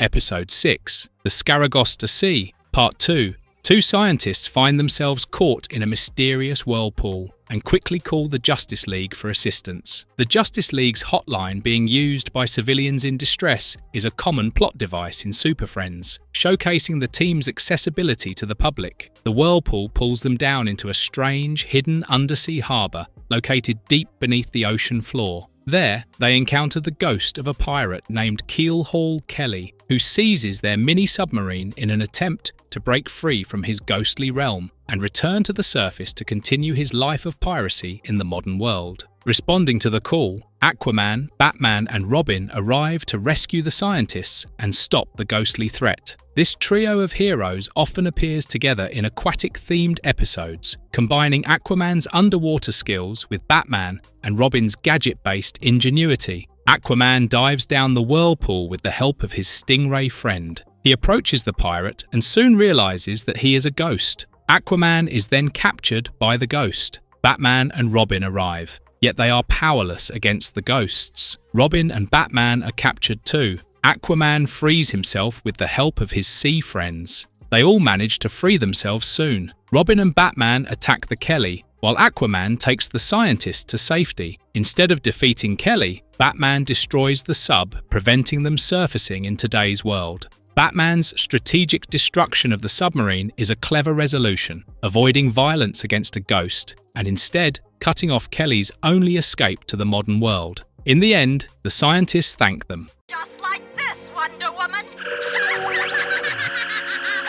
Episode 6. The Witches' Arcade, Part 3. In this episode, the Wonder Twins visit an arcade. They have their fortunes told. A witch at the arcade warns them to beware of games. This marks one of the rare times the Super Friends series uses a supernatural villain in a modern, everyday setting like an arcade, blending fantasy with technology. The twin play the games anyway. They begin with the pinball machine, not knowing that these are the witch's evil devices. The minute they activate it, they shrink and are sucked into the machine. Gleak too is sucked into the machine. The twins call the Super Friends for help. Wonder Woman rushes to the arcade. The twins activate their power in order to escape. When the machine tries to shrink Wonder Woman, it fails as she defends herself. Wonder Woman's resistance to the machine's shrinking beam underlines her magical origins and resistance to supernatural attacks. The twins manage to escape the machine but are still tiny. The witch then appears in the scene and shrinks Wonder Woman, who is sucked into a game with UFOs. She manages to escape the game. The twins and Wonder Woman rush to stop the witch. Just when the witch thought she had taken care of the heroes, Wonder Woman appears and destroys her machine. Wonder Woman destroying the witch's machine reflects the show's usual approach to villain resolution, disabling the source of power rather than harming the villain. The twins and Wonder Woman return back to their normal size,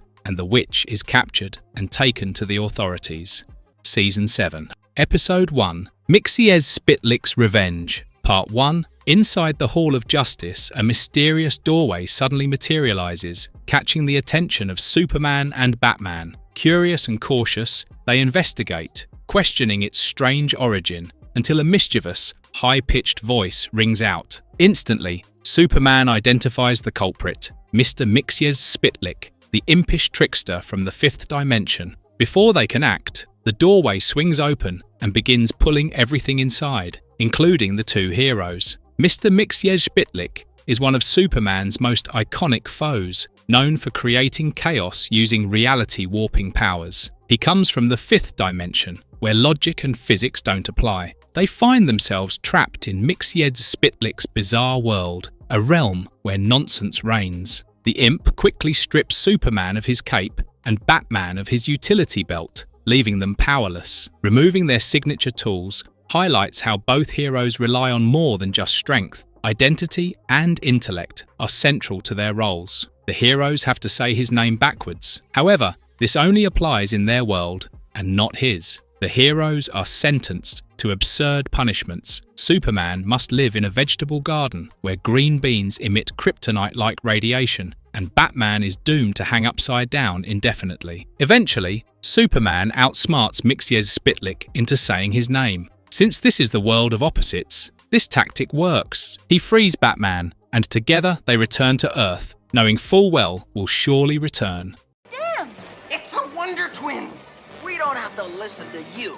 Episode 1. Roller Coaster, Part 2. 3 kids hop onto a condemned roller coaster that begins to break down piece by piece during the ride. The setting of a condemned amusement park ride is a classic trope used in Super Friends to highlight the dangers of ignoring warning signs and trespassing. The Wonder Twins and Gleak, just leaving a movie theater, notice the danger and rush to help. While trying to assist, Zan accidentally damages an old, rusted power control. Realizing the situation is beyond their abilities, they send Gleak to the Hall of Justice to get help. Gleak's ability to serve as a messenger or scout often plays a pivotal role in Wonder Twins-centered episodes, despite his mostly comedic presence. Gleak then returns with Atom, who quickly arrives and shrinks down to an even smaller size to enter the power box and manually shut down the roller coaster, bringing the crisis under control. Right before the roller coaster crashes, Atom pulls out a screw which prevents it from crashing. In the end, the kids apologize for causing trouble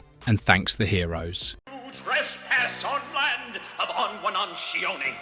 And Episode 1. Once Upon a Poltergeist. Part 3. At the Wayne Building in Gotham City, strange disturbances begin to unfold when the confused spirit of a Mohawk Indian appears, unleashing chaos on the surrounding area. Believing that the modern skyscraper was built over his people's sacred burial ground, the spirit is driven by anger and sorrow, determined to protect what he believes has been desecrated. The Wayne Building, a recurring Gotham landmark in Super Friends episodes, is often used to tie Batman's civilian life as Bruce Wayne to his heroic duties. Batman and Robin are soon called in to handle the threat, but despite their skill and gadgets, they find themselves overwhelmed by the ghost's mystical powers. Realizing that this is no ordinary foe, they call in Apache Chief, whose cultural background and spiritual insight offer a unique connection to the troubled spirit. Apache Chief was created specifically for Super Friends to bring Native American representation to the show.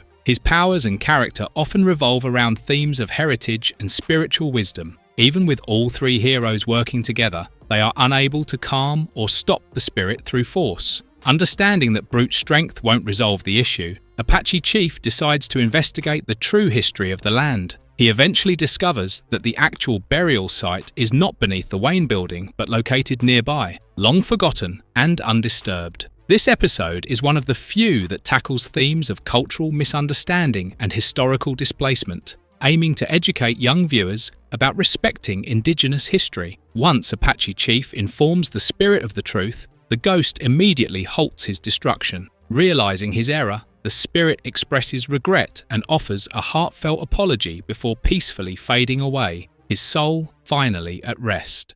You're definitely strong, but let's see how fast you are. Episode 2, Warplanned, Part 1. In this episode, a giant meteor is heading towards Earth, straight to Metropolis. As Superman and Batman approach the meteor, they are suddenly drawn into a space warp that transports them to a bizarre planet populated by alien creatures called Zunes. The Zunes only appear in this episode, making them one of the many one-time alien species introduced during the show's more experimental space-themed arcs. The leader of the Zunes, a being named Super Frog, views the two heroes as intruders and decides to imprison them. Despite telling them the truth about meaning no harm, Super Frog, using his powers, transforms Superman into an eagle and Batman into an actual bat as he does not believe them. The octopus alien informs them that in a short while their minds too will change to match their exterior. The alien base, known as the Hall of Zone, becomes their temporary prison. Luckily, the heroes manage to escape by warping back into their own galaxy, where the transformations are reversed. This episode is one of the rare ones where Superman is physically transformed in a way that limits his powers, showing that even he isn't immune to all alien abilities. As things return to normal, Batman jokingly comments that Superman would have made an impressive eagle. Superman, no!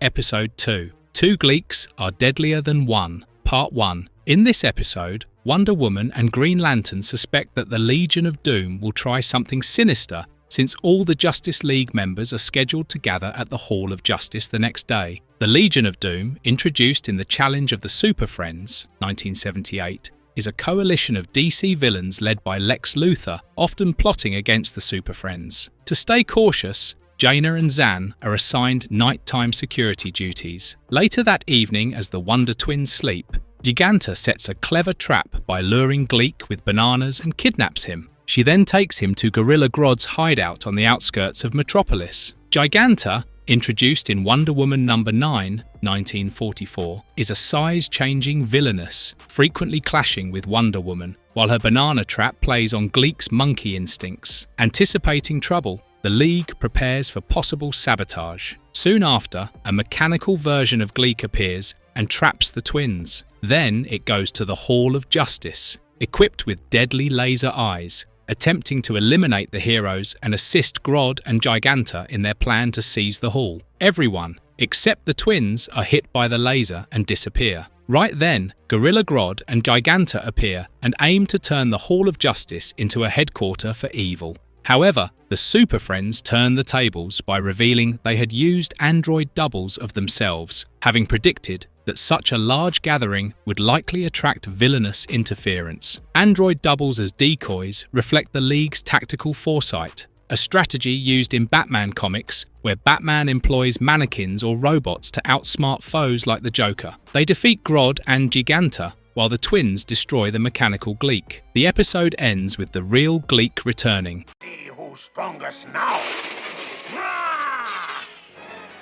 Episode 2, Bulgor the Behemoth, Part 3. In this episode, at the Mora Animation Studio, a scriptwriter transforms into the beast he was writing about. The beast is called Bulgor the Behemoth. Bulgor goes around terrorizing the city and its people. Rampaging monsters in urban settings are a classic trope, seen in Superman No. 1, 1939, where Superman battles oversized threats to protect Metropolis. Superman goes to stop the beast, but it hurls Superman away. Apache Chief then uses his powers to increase his size. He tries to stop Bulgor, but is overpowered. The heroes track the source of the beast. They arrive at the Mora Animation Studio and realizes that the scriptwriter transformed by accident. They also figure out its destination at the secret military base. The heroes ambush the beast and traps it. However, they fail. Superman realizes the only way to stop the beast is to use colored light from a prism. He forges a prism with his heat vision. However, when he shines light at the beast, nothing happens. Apache Chief tries a different approach. He tries to remind the beast of his identity as a man and a scriptwriter. Appealing to a villain's humanity is a recurring Super Friends theme seen in Justice League Unlimited,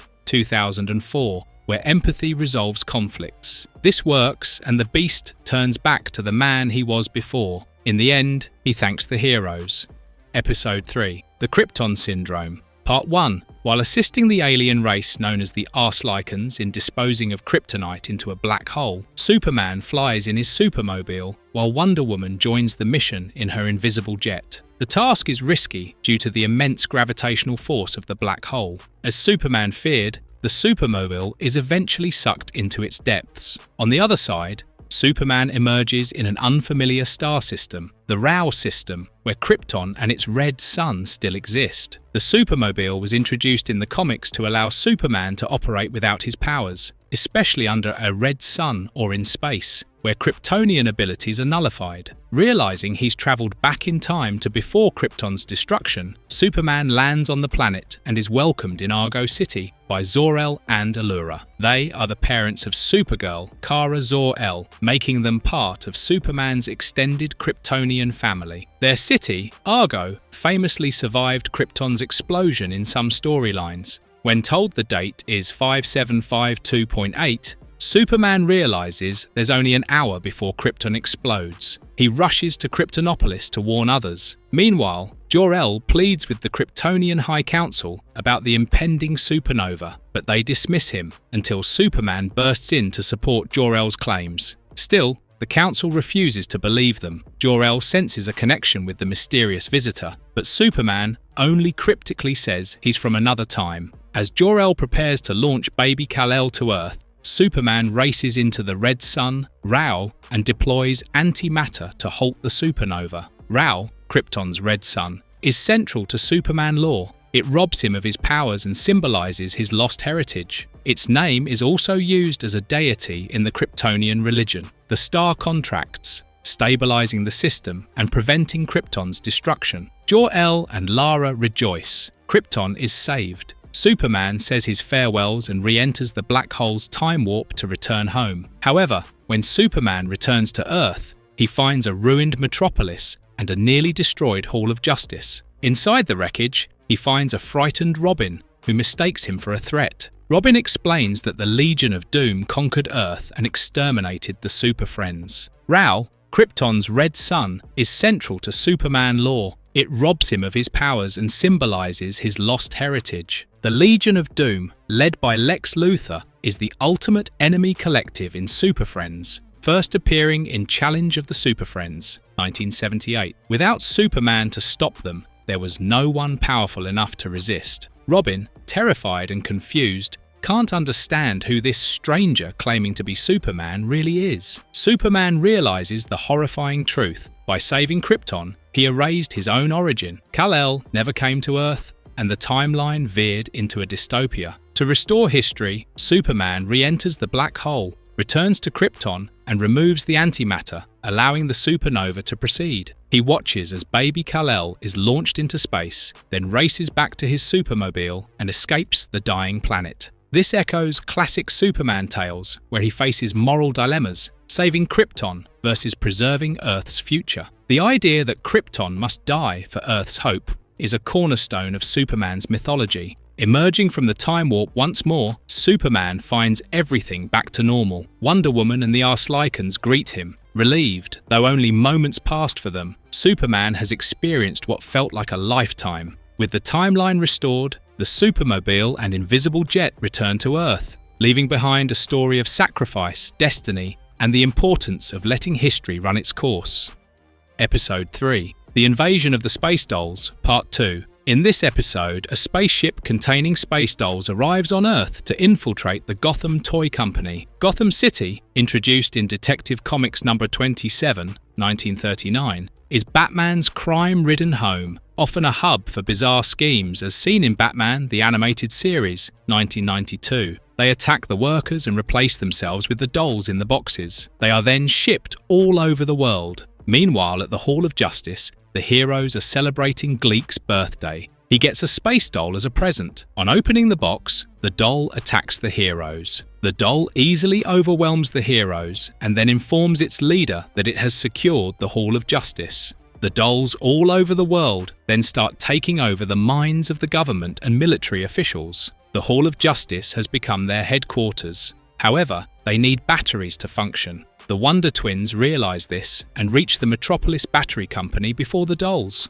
The Wonder Twins, Zan and Jaina, introduced in Super Friends, 1977, use their shape-shifting powers strategically, often outsmarting foes with clever tactics. Back at the Hall of Justice, the dolls think that they have enough batteries to power millions of dolls. However, the twins reveal themselves and attack the dolls. They also free Batman and Robin and tell them to keep them busy so that their batteries are drained. Their plan works and the dolls fall dead. In the end, Batman and Robin plan to safely shift the dolls back to their home planet. Episode 3. Terror on the Titanic. Part 3. Two divers discover the Titanic, now overrun by a mutated algae. The Titanic, sunk in 1912, is a frequent pop culture setting, often reimagined in sci-fi, as in Doctor Who's Voyage of the Damned, 2007. Aquaman and Black Vulcan arrive to address the threat. When Black Vulcan unleashes a lightning blast, the mutated algae causes the Titanic to awaken,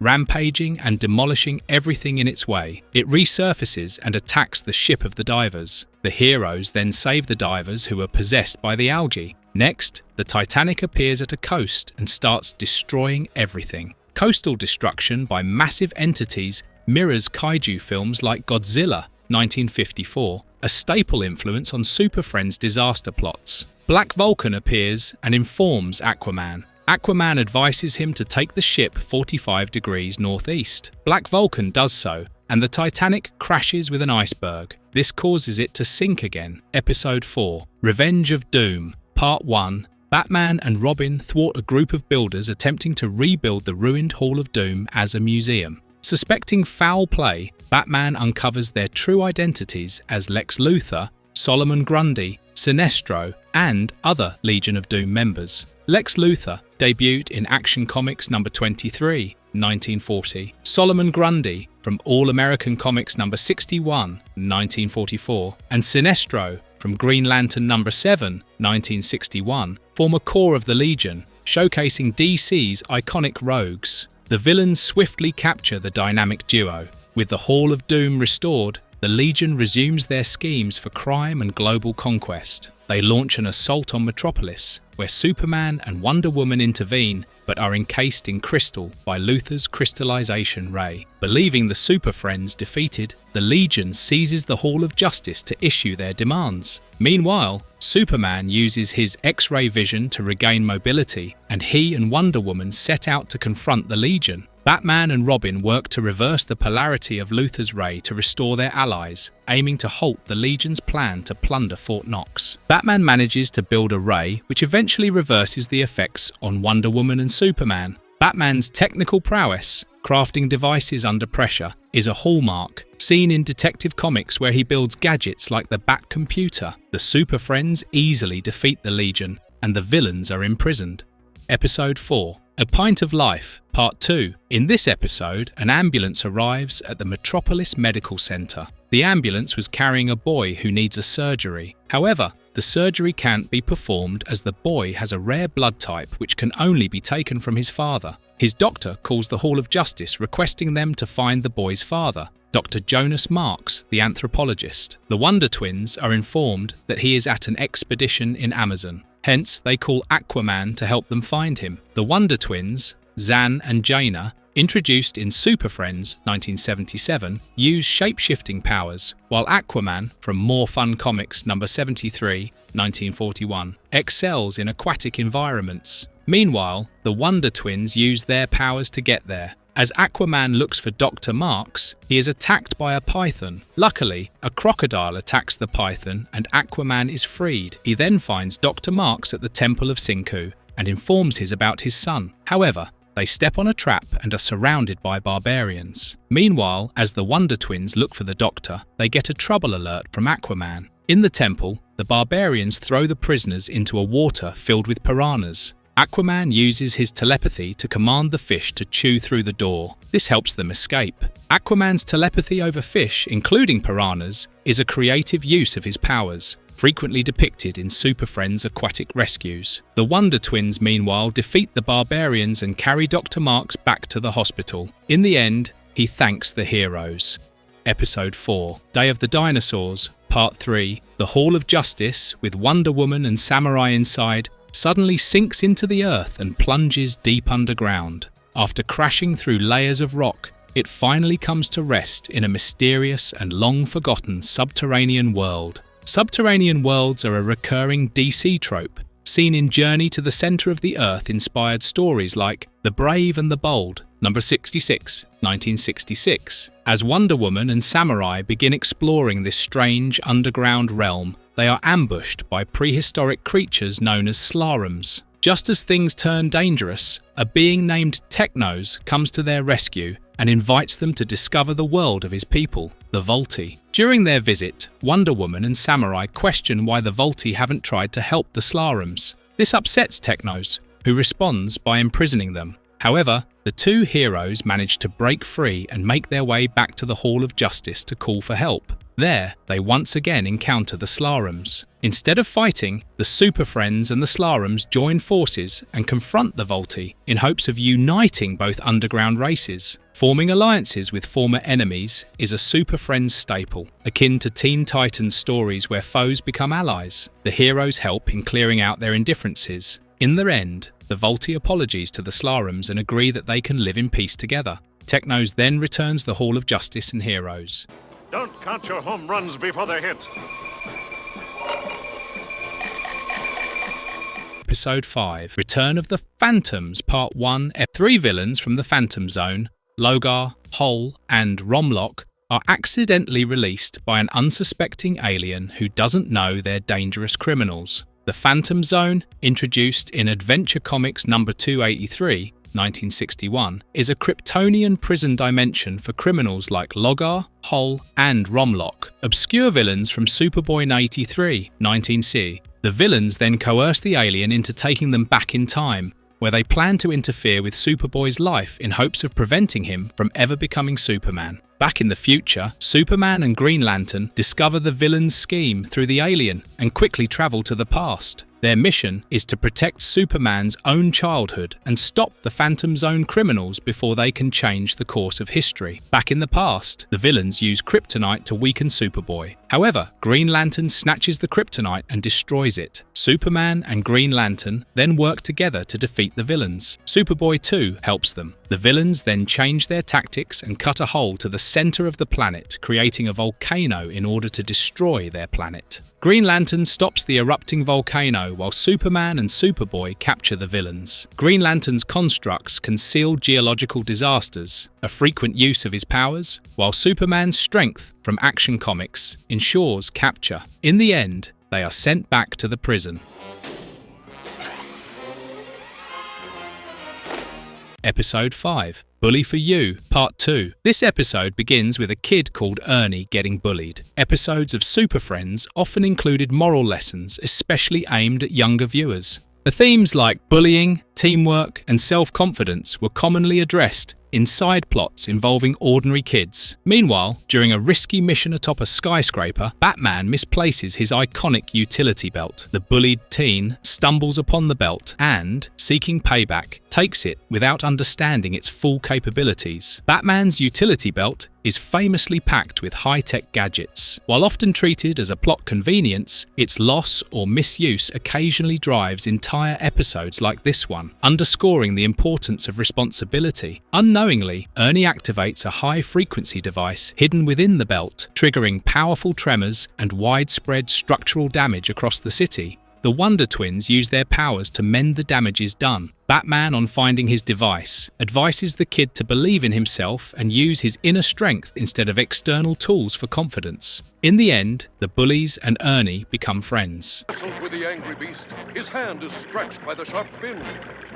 Episode 5. Superclones, Part 3. Off the coast of Hawaii, a surfer is menaced by a rogue shark. Strange, since Aquaman knows these waters are a no-shark zone. Suspecting foul play, Aquaman wrestles the shark, only to receive a painful scrape, which seems off for a typical sea creature. Something is wrong. Aquaman's ability to communicate telepathically with marine life is a hallmark power, but here, the shark's aggression hints at an unnatural influence. Meanwhile, high in the Andes Mountains, two climbers are near the summit until an aggressive hawk threatens to chew through their safety rope. Before disaster strikes, El Dorado magically appears. Using his powers, he causes the hawk to flee, yet this encounter also feels deliberately hostile and targeted. El Dorado, created specifically for the Super Friends cartoon, was one of DC's earliest Latino superheroes and often used teleportation and illusion to defend others. Later, on a secluded Pacific island, both the shark and hawk are seen entering a mysterious cave, home to the villain Brainiac. Inside,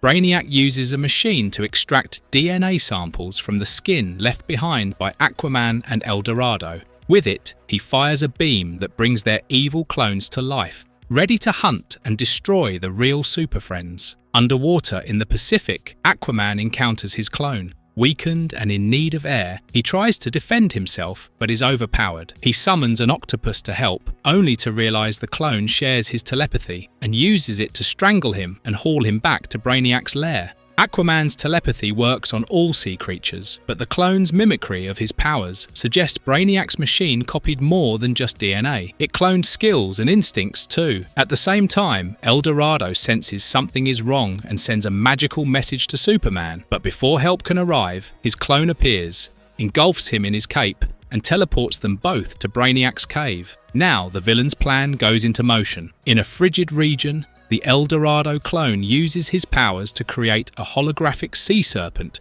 terrifying a nearby ship. As the crew panics, they crash into an iceberg. When the clones board, the captain, mistaking them for heroes, is stunned when they demand money. He hands over $100,000 from the ship's safe. The clones accept and declare they'll see the real heroes in court. Holographic projection is one of El Dorado's signature animated powers, allowing him to create illusions powerful enough to affect the environment and perception. In Metropolis, a judge accuses Aquaman and El Dorado of piracy. Aquaman pleads guilty, while El Dorado claims their fellow Super Friends are partly to blame, hinting at Brainiac's revenge. Watching smugly from his lair, Brainiac monitors their trial until the real El Dorado breaks free of the prison ray and teleports both himself and Aquaman out of captivity. They evade a deadly ray blast, but Brainiac unleashes a robot. El Dorado vanishes mid-combat, causing the robot to crash. Together, the heroes subdue Brainiac. El Dorado wraps him in his cape and teleports everyone straight to the courtroom. El Dorado's ability to teleport using his cape is one of his unique cartoon-only skills, giving him an edge in sudden rescues or escapes. Back in court, the Justice League is on trial until the real Aquaman and El Dorado arrive with Brainiac in tow. They reveal the cloning conspiracy. The judge, stunned, rules the case an extraordinary example of double jeopardy, dismisses charges against the heroes, and sends Brainiac and his clones to trial instead. In the aftermath, Superman wonders aloud what chaos might unfold if Brainiac ever decided to clone himself. The Super Friends share a wary glance, because with Brainiac, no idea is too dangerous to become reality. No! Come back! Wake up, please! Episode 6. Prisoners of Sleep, Part 1. While on patrol, Superman and Batman come across a mysterious metallic pod covered in electrified spikes. Curious about its origin, they accidentally open it, releasing a strange, cloud-like being known as Sleep, a sentient entity capable of trapping minds in nightmarish illusions. Instantly, both heroes are pulled into a surreal dream world crafted from their deepest fears. Superman's nightmare is terrifyingly ironic. Everything he touches transforms into kryptonite, weakening him and rendering him helpless. Batman, meanwhile, finds himself on a crumbling ledge of a skyscraper, which disintegrates beneath his feet, sending him plummeting toward a monstrous creature with gaping jaws. This episode is a rare showcase of Superman's psychological vulnerability, not just physical. The concept of kryptonite appearing in dreams is a clever twist, blending mental fear with physical threat. Back in reality, Wonder Woman takes charge. Tying her golden lasso of truth around her waist, she enters the dreamscape, instructing a nearby miner to tug the rope in 5 minutes to wake her. The plan works. With her help, Superman regains control, inhales the cloud-like sleep into his lungs and expels it back into the pod, sealing it safely once again. Wonder Woman's lasso is traditionally used for truth compelling, but this episode creatively uses it as a dream tether, a rare and clever application of her iconic tool. Hurry!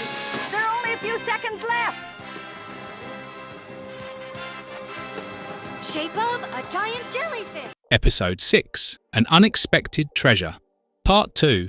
Two teens uncover an ancient warship buried in desert sands and launch it into space. Desert settings hiding ancient artifacts are a DC staple, seen in Hawkman comics where archaeological finds often spark adventures. The Wonder Twins, accompanied by Gleak, attempt a rescue but become trapped aboard with the teens as the ship hurtles toward its home galaxy. The Wonder Twins, Zan and Jaina, introduced in Super Friends 1977, use shape-shifting powers, while Gleak, their space monkey, adds comic relief, a dynamic unique to the series. Seeking aid, they contact Hawkman and Hawkgirl, who join the effort to save them. Hawkman and Hawkgirl, debuted in Flash Comics number 1, 1940, are Thanagarian heroes with winged flight, often aiding in cosmic rescues, as in Justice League Unlimited, 2004. As the situation grows dire, Zan figures out how to unlock the ship's hatch, ensuring everyone's escape from imminent peril. Zan's water-based transformations, like liquid or vapor forms, allow creative solutions, a hallmark of Super Friends problem-solving. The group safely returns, averting disaster and highlighting the teamwork and quick thinking that define the Super Friends' heroic endeavors. Resolving cosmic threats with teamwork is a Super Friends trope, echoing Justice League episodes where collaboration saves the day. Full reverse thrust, Robin. Episode 6, The Malusian Blob, Part 3. While on a mission, a group of astronauts unknowingly collects an alien chemical blob, mistaking it for harmless space debris, and stores it in their shuttle's cargo bay. Once on board, the blob begins consuming metal, prompting the astronauts to send out a distress signal. Batman, Robin, and Black Vulcan respond and successfully rescue the crew. Believing the blob was destroyed when the shuttle re-entered Earth's atmosphere, the heroes return to Earth, only for the creature to resurface. After several unsuccessful attempts to stop it, they eventually discover that the blob has an unstable reaction when exposed to sugar. This means that if the blob eats the sugar, it will burn its own energy and destroy itself. On discovering this, Batman instructs Black Vulcan to keep the blob busy until they get back. Robin and Batman then take 10 tons of sugar back to Gotham City. They then pour all of it on the blob, which destroys it. Later, at the Hall of Justice, the heroes receive an apology from Malusia, and Batman agrees to send over the chemical formula of sugar to prevent this from happening again. Episode 7, Attack of the Cats, Part 1. In this episode, a genetic research team at the Lucas Institute discovers a gene which will improve human vision. A researcher, trying to implant it on one of the test cats, drops it by mistake. The formula spills on her hand, and she starts transforming into a cat. She then starts attacking the other researchers. The researchers too transform into cats. El Dorado and Batman investigate the scene. Later, On another part of the city, the researchers, turned cats, attack a man to transform him like them. Batman, Robin, and El Dorado arrive to help the researcher but are attacked by them. However, scratched by the cats, Robin transforms. He then attacks Robin, so El Dorado with his powers creates a 3D image of a pack of wild dogs. The cats run away as a result. Then Batman, with his knowledge of molecular biology, creates an antidote. Batman's scientific acumen, often overshadowed by his detective skills, shines in Super Friends. El Dorado then turns invisible, and they set out to find the cats. Meanwhile, at the zoo, the cats start freeing the cage's wild felines. The zookeeper is attacked by a lion and manages to call the Super Friends for help. El Dorado arrives first at the zoo and is surrounded by the cats. Batman also arrives with the antidote. However, it falls out of his hands and one of the cats Socrates him, so he transforms into a cat too, but not before calling El Dorado to grab the antidote. However, Robin grabs the antidote and throws it away to the elephant's cage. Luckily, El Dorado manages to grab the antidote and spray it on the cats. Everybody turns back to normal and thank the Super Friends. Episode 7. One Small Step for Superman, Part 2. In the mountains outside of Metropolis, a boy named Grant plays fetch with his loyal dog, Moosey. The calm is shattered when a grizzly bear lumbers from the trees. By sheer bad luck, the stick Grant throws strikes the bear. Alarmed, he tells Moosey to run, and they dash away from the furious animal. But the terrain is treacherous. Grant trips and falls hard. Moosey barks, urging him to get up. Grant scrambles to his feet and shouts that they're nearly to the highway. Then, disaster. He runs off a hill and tumbles down the slope. As he lies still, the bear's growls and Moosey's barks echo behind him. Terrified, Grant squeezes his eyes shut, too afraid to look back. Above the forest, the Wonder Twins patrol the skies. Jaina, in eagle form, carries Gleak, who hauls a bucket with Zan in his water form. They joke about lunch. Jaina's craving fried chicken when they spot the fallen boy below. Setting lunch aside, they swoop down to help, assuming he hit his head during the fall. Later, at Metropolis Medical Center, the Wonder Twins visit Grant in his hospital bed. The doctor tells him he's healthy aside from a few scratches. Grant asks where Moosey is. His father looks away, visibly shaken, and says the dog ran off, but it's clear Moosey didn't survive. Grant jumps up, then crumbles, realizing his legs won't move. His mother rushes to catch him. Puzzled, the doctor says the X-rays show no injury. At the Batcave, Grant, in a wheelchair, is examined by Batman. The Wonder Twins and Gleak look on as the Bat computer runs diagnostics. No damage. Batman assures him the system is never wrong, but Grant is crushed. "Tell that to my legs!" he cries. They try to lift his spirits, but the trauma of losing Moosey has taken a deeper toll. In a moment of despair, Grant speeds down a ramp in his wheelchair. Gleak grabs the chair with his tail, but can't stop it. Batman throws a utility device that bursts glue across the floor, stopping the chair just in time. Gleak faints from the stress. Grant, ungrateful, mutters bitterly. Batman gently tells him they know someone who can help. Soon, at the Hall of Justice, Superman greets Grant. Using his X-ray vision, he confirms what others have already said, that there's nothing physically wrong. Still, he offers Grant a way to lift his spirits. When Grant doubts him, Superman smiles and says he'll give him a 5,000-foot tour of Metropolis. He lifts the boy and soars into the sky. Grant, still distant, offers only a half-hearted, "I guess so." Suddenly, Superman's communicator beeps. An emergency. The Hall of Justice is under attack. A massive robot is on a rampage. The Wonder Twins leap into action. Jaina becomes a giraffe, Zan turns into an ice wrench, and Gleak jumps onto her back. Using teamwork, they attempt to dismantle the robot, but it shrugs them off and fires optic blasts at Jaina. Superman returns with Grant and sets him down to intervene, but the robot attacks with green kryptonite from its mouth, bringing Superman to his knees. Grant watches helplessly. Superman urges him to act. Grant insists he can't, but Superman believes in him. With trembling determination, Grant rises and walks, his fear dissolving, grabs the kryptonite, and throws it down a storm drain. Revived, Superman tackles the robot, tripping it and smashing it into scrap. Later, Grant's parents arrive, overwhelmed to see him walking again. Superman praises Grant for saving him. Grant admits the real problem was in his mind. He believed he couldn't walk without Moosey. Batman tells him he's now seen just how powerful his mind truly is. Grant leaves with his family, healed in more ways than one. Superman turns to the Super Friends and remarks that the rock was actually fake kryptonite, but the belief was powerful enough to inspire true strength. Episode 7. Video Victims, Part 3. In this episode, Bizarro stirs up chaos by trapping Superman, Wonder Woman, and Samurai inside a video game, with himself playing it. In the game, the Super Friends are in an asteroid belt. Superman is flying while Samurai and Wonder Woman are on a spaceship. A different spaceship controlled by Bizarro starts attacking them, and their ship is hit. Superman, while trying to stop the attack, is also hit and goes unconscious. Samurai then transforms into a fiery pillar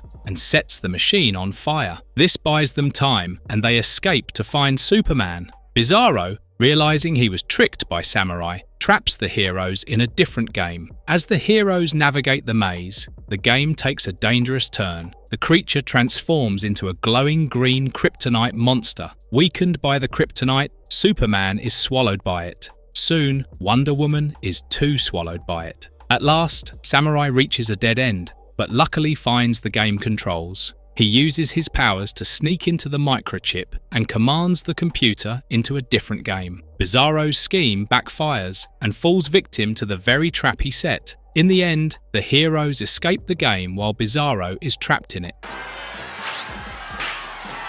Episode 8. Playground of the Doom, Part 1. In this episode, the Justice League satellite warning system alerts the Super Friends. Batman and Robin rush to the scene. They find an alien spaceship. The aliens in the spaceship decide to play with the heroes. The space juvenile, much larger than the ship, starts throwing Batman's jet around. They eventually break it and throw it away. Superman realizes that they are in trouble and rushes in to help them. They then inform Superman about the space children. Soon, their spaceship arrives in Metropolis, and the children start playing with the people and destroying the city. The city has become a playground of doom. Batman and Robin try to capture one of the children, but another attacks them. Meanwhile, the third child grabs a plane in the sky. Superman manages to free the plan. The child then shoots a kryptonite marble at Superman and he faints. Just then, Batman figures out a way to stop the children and travels back to deep space with Robin. They return with the children's parents, who commands them to clean up the mess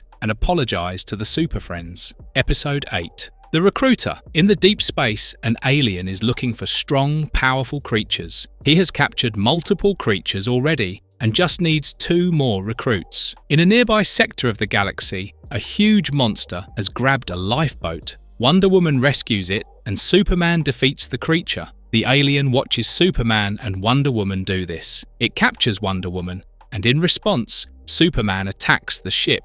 The alien learns Superman's weakness and hits him with kryptonite. He is captured too. In the spaceship, they learn that the heroes have been captured to play in the space ball. At the arena, the rules are explained, where the heroes have to take the ball to the goalpost. It is the Milky Way monsters versus the Beta Destroyers. The losing team will be vaporized. The heroes struggle to win the game, but eventually the teams are tied. Superman then suggests that both the teams collaborate in order to not be wiped out. Superman's tendency to find non-violent diplomatic solutions reflects his classic portrayal as a symbol of hope and unity. Their plan works, and with the help of the other aliens, they free everyone and take the culprits to the intergalactic prison. It is never monotonous when the best superheroes get together for challenging missions, and we love how the show passed on the legacy to some iconic cartoons in the 90s. If you appreciate our efforts in bringing you this content, do hit the like button and subscribe to our channel for more.